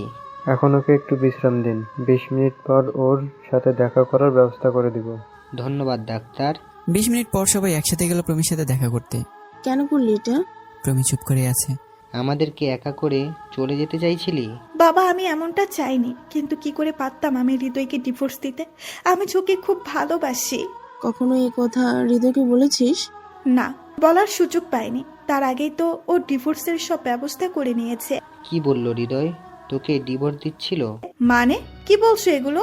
আজ তো আমাদের বাড়ির ডিভোর্স পার্টি হচ্ছিল। ডিভোর্স পার্টি কখনো দেখেছিস? আরে শোন, হৃদয় তোকে তোর থেকেও অনেক বেশি ভালোবাসে। তাহলে এসব কি ছিল? আর এই পার্টি? আজ তোর জন্মদিন ছিল দোস্ত। তবুও বাবা হৃদয় এখন নীলিমাকে নিয়ে ঘর বাঁধার স্বপ্ন দেখে। ও আর আমায় ভালোবাসে না। আমি এখানে আছি, কিন্তু হ্যাঁ, হৃদয় ভাইয়া আমাকে নয় তোমাকেই ভালোবাসে। সেদিন বিকেলের দেখা করা, কথা বলা, ফুচকা খাওয়া, এমনকি ডিভোর্সের কথাটা তোলা ছিল একটা প্ল্যান, যাতে তুমি তাড়াতাড়ি হৃদয়কে নিজের মনের কথাটা বলে দাও। তার মানে এসবই মিথ্যা ছিল? উনি কোথায়? ওনাকে দেখছি না যে। এখানে আবার উনিটা কে? আরে এসবের নাটের গুরুত্ব এখানে নেই। চলো আমরা সবাই বাইরে যাই, আর প্রমির উনিকে ভিতরে আসার সুযোগ করে দিন। হ্যাঁ, সবাই বাইরে চলো। এরপর সবাই বাইরে চলে যায়। আমাকে পাঠিয়ে দিল প্রমির কাছে। আমি মাথা নিচু করে এসে প্রমির পাশে বসলাম। মুখ দিয়ে কথাই বেরোচ্ছে না। আমি ভাবতে পারিনি প্রমিকে সারপ্রাইজ দিতে গিয়ে এত বড় কষ্ট দিয়ে ফেলবো। আজ প্রমির অবস্থার জন্য আমি নিজেকে দায়ী করছি। অপরদিকে প্রমি তাকিয়েছে তার একান্ত আপন মানুষটির মুখের দিকে। প্রমি এটা ভেবে শান্তি পাচ্ছে যে তাকে আর এই মানুষটিকে হারাতে হবে না। আমি এবার নিচের দিকে তাকিয়ে প্রমিকে সরি বলতে যাব, ঠিক তখনই প্রমি আমাকে শক্ত করে জড়িয়ে ধরে। আমি আমার একমাত্র আপন মানুষটিকে বুকে জড়িয়ে ধরে কেঁদে দিই। কেন করতে গেলে এমন? ভয়ে, আপনাকে হারাবার ভয়ে। তোমার কিছু হয়ে গেলে কি হতো? তবুও তো আপনার বউ হিসাবেই মরতাম। ডিভোর্স পেপারে তো আর সই করতে হতো না। আর ডিভোর্স পেপারে সই করার থেকে এই কাজটাই আমার কাছে সহজ মনে হলো, তাই এটাই বেছে নিলাম। তুমি না থাকলে আমার কি হতো? কাকে নিয়ে স্বপ্ন দেখতাম? কেন? আপনার নীলিমা আছে না? আমি যে শুধু তোমাকে ভালোবাসি। জানি আপনি আমাকে ভালোবাসেন। বলে আরো শক্ত করে জড়িয়ে ধরল প্রমি। আচ্ছা, তুমি আমায় আপনি আপনি করে বলছো কেন? কারণ আপনি আমার স্বামী, তাই। এতদিন তো তুমি করে বলছো। তখন আমি আপনাকে ভালোবাসতাম। তার মানে এখন আমাকে ভালোবাসো না? বাসি, অনেক ভালোবাসি, আর তার থেকেও বেশি সম্মান করি। তাই এখন থেকে আপনি করেই বলবো। তোমায় বুঝতে আমার আরেক জীবন লাগবে। প্রথমে তুই, তারপর তুমি, আর এখন আপনি করে বলছো। আগের কথাগুলো ভুলে যান। আগে অহংকারের পদ্মার কারণে আপনার ভালোবাসা বুঝতে পারিনি, কিন্তু আমায় মাফ করে দিন প্লিজ। আরে কি বলছো? আমি তোমার কোনো ব্যবহারে কষ্ট পাইনি, কিন্তু তোমার সাথে যা করেছি তা সত্যি ভুল হয়ে গেছে। দয়া করে তুমি আমাকে ক্ষমা করে দাও। এ কথা শোনার পর প্রমি আমার বুক থেকে সরে অন্যদিকে মুখ ফিরে বসে। কি হলো? ওইদিকে বসলে কেন? কথা বলছো না কেন? আমি আপনার উপর রাগ করে আছি। এই কয়দিন অনেক কষ্ট দিয়েছেন আমায়, অনেক কাঁদিয়েছেন, আমায় একটু আদর করেননি। ও এই কথা, আসো। বলে আমি প্রমীর মুখটা ধরে নিজের কাছে এনে কপালে আলতো করে চুমু খেলাম। এবার খুশি? বলে আবার আমাকে জড়িয়ে তুলো প্রমী। একটা উপদেশ, মেয়েদের ঠোঁটে চুমু দিলে শারীরিক লালসা বাড়ে, এতে ভালোবাসা বিন্দুমাত্র বাড়ে না। আপনি যদি কাউকে সত্যি ভালোবেসে থাকেন তবে পরম আদরে তার কপালে একটি চুমু দিন। সে আপনার প্রতি ভরসা পাবে, বিশ্বাস বাড়বে, আপনাকে সম্মান করবে, আর অবশ্যই আপনার প্রতি তার ভালোবাসা 1000 গুণে বৃদ্ধি পাবে। এভাবে সারা জীবন আপনার এই বুকটাতে মাথা রাখতে দেবেন তো? কতদিন দেব তা জানি না, তবে যতদিন বেঁচে থাকবো এই বুক শুধু তোমার। দেখো, কখনো উল্টাপাল্টা কথা বলবেন না। উল্টাপাল্টা কি করলাম? আমি কি আর সারা জীবন বেঁচে থাকবো নাকি? তো তোমায় কথা দেবো কি করে যে আমার এই বুকটা সারা জীবনের জন্য তোমার? দেখুন, যেদিন মাথা রাখার জন্য আপনার এই বুকটা পাবো না, সেই দিনই মাটিতে মাথা রেখে চিরনিদ্রায় ঘুমিয়ে যাব। প্রমি কথাটা বলে আর শক্ত করে জড়িয়ে ধরল আমাকে, আর আমিও পরম আদরে নিজের ভালোবাসাকে আগলে নিলাম বুকে। আচ্ছা, তুমি কি এতটুকু চিন্তা করোনি যে তোমার বাড়িতে আমি তোমাকে ডিভোর্স দিচ্ছি পার্টি করে, আর তোমার বাবা মা কেন বাধা দিল না? বা তুমি এইটুকু ভাবতে পারলে না যে ডিভোর্স যখন দেবই তখন এত রাত করার কি আছে? কেউ কি কখনো রাত 12টায় ডিভোর্স পার্টির আয়োজন করে? আপনার কাছ থেকে ডিভোর্সের কথা শুনে আমার দুনিয়াটা উল্টে গেছিল, হারিয়ে ফেলেছিলাম সব চিন্তা শক্তি। আপনি খুব কষ্ট দিয়েছেন আমায়। আমি প্রমিকে বুকে জড়িয়ে নিলাম। আমি খুব সরি, তোমায় একটু সারপ্রাইজ দিতে গিয়ে কষ্ট দিয়ে ফেলেছি। যাই হোক, আজ আমি আমার জন্মদিনের বেস্ট উপহারটা পেয়েছি, তা হলো আপনার ভালোবাসা। সত্যি এটা আমার জন্য অনেক। ভাবি, আমি কি একটু আসতে পারি? আপনারা বাকি রোমান্স বাড়ি গিয়ে কইরেন। হ্যাঁ নীলিমা, আসো আসো। প্রমি তখন আমাকে জড়িয়ে ধরে আছে। বাবা, ভাবি তো ভাইকে পুরো নিজের মধ্যে লক করে রেখেছেন। ভয় নেই, আমি ভাইকে চুরি করব না আপনার কাছ থেকে। নীলিমার কথা শুনে আমরা তিনজনে হেসে ফেললাম। আগের দিন যখন ভাইয়া আমায় ফুচকা খাইয়ে দিচ্ছিল, তখন আপনি আমার দিকে যে লুকস দিচ্ছিলেন না, ভাবি সত্যি খুব ভয় করছিল। আপনি আমার মাথায় না ফুচকার প্লেট মেরে দেন। হ্যাঁ, সেদিন খুব রাগ হচ্ছিল তোমার উপর, কিন্তু এখন নেই। তা ভাবি, ভাইয়া কি আপনার ভালোবাসার কথা বলেছেন, নাকি আমি প্রপোজ করে দিব? করো, সমস্যা নাই। আমি জানি তোমার ভাইয়া এখন শুধুই আমার। এভাবে আরো কিছুক্ষণ কথা হলো তিনজনের মধ্যে। তখনও প্রমি আমার বুকে ছিল। আজ যেন এই বুক ছাড়তে ইচ্ছে করছে না প্রমির। 2 দিন লাগলো প্রমির সম্পূর্ণ সুস্থ হতে। এই 2 দিনে আমি তার পাশেই ছিলাম। প্রমিকে নিজ হাতে খাই দিতাম, রাতে ঘুম পাড়িয়ে দিতাম। প্রমি কখনো আমাকে চোখের আড়ালেই হতে দেয়নি 2 দিন। রাতে যখন আমি প্রমিকে ঘুম পাড়িয়ে দিতাম, তখন প্রমি আমার এক হাত খুব শক্ত করে জড়িয়ে ধরে ঘুমিয়ে পড়তো, যাতে ঘুমানোর পর আমি তাকে ছেড়ে না যাই। আমি রাতে ঘুমাতাম না। প্রমির ঘুমন্ত মায়াবী মুখের দিকে তাকিয়ে রাত পার করে দিতাম। রাতে প্রমির অজান্তে কত চুমু খেয়েছে এই মায়াবী মুখখানিতে তা আমি নিজেও জানি না। কি যেন একটা টানে আমাকে, আমার ভেতরটা কেন যেন বারবার প্রমির দিকে আকর্ষণ করে। যাই হোক, আমি এতটুকু তো বুঝে গেছি যে আমার দুঃখে জীবনের অবসান ঘটেছে, আর আমার একটা জীবনে পথ চলার একজন সাথী পেয়ে গেছি। এখন হাজার ঝড়েও তার হাত ছেড়ে দেব না। প্রমিকে হাসপাতালে থেকে বাড়িতে নিয়ে আসা হয়। সে এখন সম্পূর্ণ সুস্থ। প্রমিকে সকালে খাইতে ভার্সিটি চলে যাই আমি। অনেকদিন ভার্সিটিতে আসা হয় না বিধায় আমাকে আগের মতো পড়াগুলো সংগ্রহ করতে হয়, আর এতে দুপুর পেরিয়ে বিকেল হয়ে যায়। এর মধ্যে আমি প্রমিকে ফোন দেওয়ার কথা বলে গিয়েছি। বিকেলে বাড়ি ফিরে রুমে যাই, দেখি প্রমি খাটের এক কোণে বসে আছে। আমি ফ্রেশ হয়ে এসে প্রমির সামনে একটি চেয়ারে বসি, প্রমির হাতটা ধরি। তুমি খাওনি কেন? আপনি তো আমায় এই কয়দিন খাইয়ে দিয়েছেন, তাই আর একা একা খেতে ইচ্ছে হলো না। আরে এই কয়দিনই তুমি তো অসুস্থ ছিলে, তাই? তার মানে আমি আবার অসুস্থ হলে আপনি আমায় খাইয়ে দেবেন? কি বলছো এগুলো? হ্যাঁ। এই বলে প্রমি ফল কাটা ছড়িয়ে নিল আর দিল নিজের হাতে এক টান। এই কি করছো? এখন তো আমার হাত কাটা, এখন আপনি আমায় খাইয়ে দিবেন? আরে পাগলি, আমি তোমায় 3 বেলা খাইয়ে দেবো, এবার হয়েছে? এদিকে আসো, অনেক রক্ত পড়ছে। এরপর প্রমির হাত ড্রেসিং করে ব্যান্ডেজ করে দিলাম। এরপর ওকে খাইয়ে দিতে হলো। বিকেলের সাথে প্রমিকে কোলে বসে গল্প করতে হলো। প্রমি আমার বুকে মাথা এলে দিল। দুজনে বসে একসঙ্গে সন্ধ্যার গোধূলি দেখলাম, যেমনটা আমার স্বপ্নে ছিল। রাতে প্রমিকে খাইয়ে দিলাম, তারপর রুমে গেলাম। আমি জানি প্রমি আর আমায় সোফায় ঘুমাতে দেবে না। সামান্য খাইয়ে দেওয়ার কথা নিয়ে এভাবে হাত কাটলো, সোফায় ঘুমালে না জানি কি করে। তাই আমি আর সোফায় ঘুমানোর কথাই তুলিনি। আমি প্রমির পাশে শুয়ে পড়লাম। প্রমি নিজের মাথার নিচ থেকে বালিশটা ফেলে দিল। এ কি, বালিশ ফেলে দিলে কেন? তুমি শুবে কিসে? আমি এখানে শুব। বলে প্রমি আমাকে বুকে জড়িয়ে আমার বুকে মাথা রাখলো। আজ থেকে এটাই আমার মাথা রাখার আশ্রয়। প্রমির এই কথায় আমি প্রমিকে আরো শক্ত করে জড়িয়ে ধরলাম। আপনার কাছে একটা আবদার করব? বলো। আমি একটা ছোট্ট পরিবারের স্বপ্ন দেখি। এখন আমার একটাই স্বপ্ন, বিকেল গড়িয়ে সন্ধ্যা আসবে, পশ্চিম আকাশে গোধূলির রং, আপনি আর আমি পাশাপাশি হাঁটছি, আর আমাদের দুজনের হাত ধরে হাঁটছে আমাদের আগামী দিনের আলো। আপনি কি দেবেন আমাকে সেই আলোটা এনে? কি বলছে এগুলো? বলছিলাম কি, আমার একটা ছোট্ট বেবি লাগবে, প্লিজ না করবেন না। কিন্তু আমি তখন পড়ালেখা শেষ করিনি। তাতে কি হয়েছে, আমাদের কি কম আছে নাকি? আমি আর পড়ালেখা করব না, এখন একটা সুন্দর সংসার সাজাতে চাই। আপনি আপনার মতো পড়ালেখা করেন, বাবা বিজনেস সামলাও, আর আমি বেবি নিয়ে থাকবো, প্লিজ না করবেন না। তো আমার বউটা এই আবদার করলো, তা এখন তো আমাকে একটু দুষ্টুমি করতেই। আপনার বউ তো আপনাকে না করলো কে? তো চলো। তারপর আর কি, সেদিন থেকেই শুরু আমার প্রমীর সুখের সংসার। আমি এতিম হলেও নিয়তি আজ আমাকে আবার সব ফিরিয়ে দিয়েছে। হয়তো নিয়তি পারিনি আমার মা বাবার ভালোবাসা ফিরিয়ে দিতে, হয়তো পারিনি আমার শৈশবের দিনগুলো ফিরিয়ে দিতে, কিন্তু আজ নিয়তি আমাকে দিয়েছে একটি পরিবার। প্রমীর বাবা মা আমাকে অনেক ভালোবাসে, আর প্রমি তো নিজের থেকেও বেশি ভালোবাসে আমাকে। নিয়তি হয়তো পারিনি তার ফাঁকা স্থানগুলো পূরণ করতে, কিন্তু নিয়তি একেবারে নিরাশ করেনি। জীবনে যে পরিস্থিতি আসুক না কেন, উপরওয়ালার উপরে ভরসা রাখুন, তিনি আপনাকে কখনোই নিরাশ করবে না। আল্লাহ হাফেজ।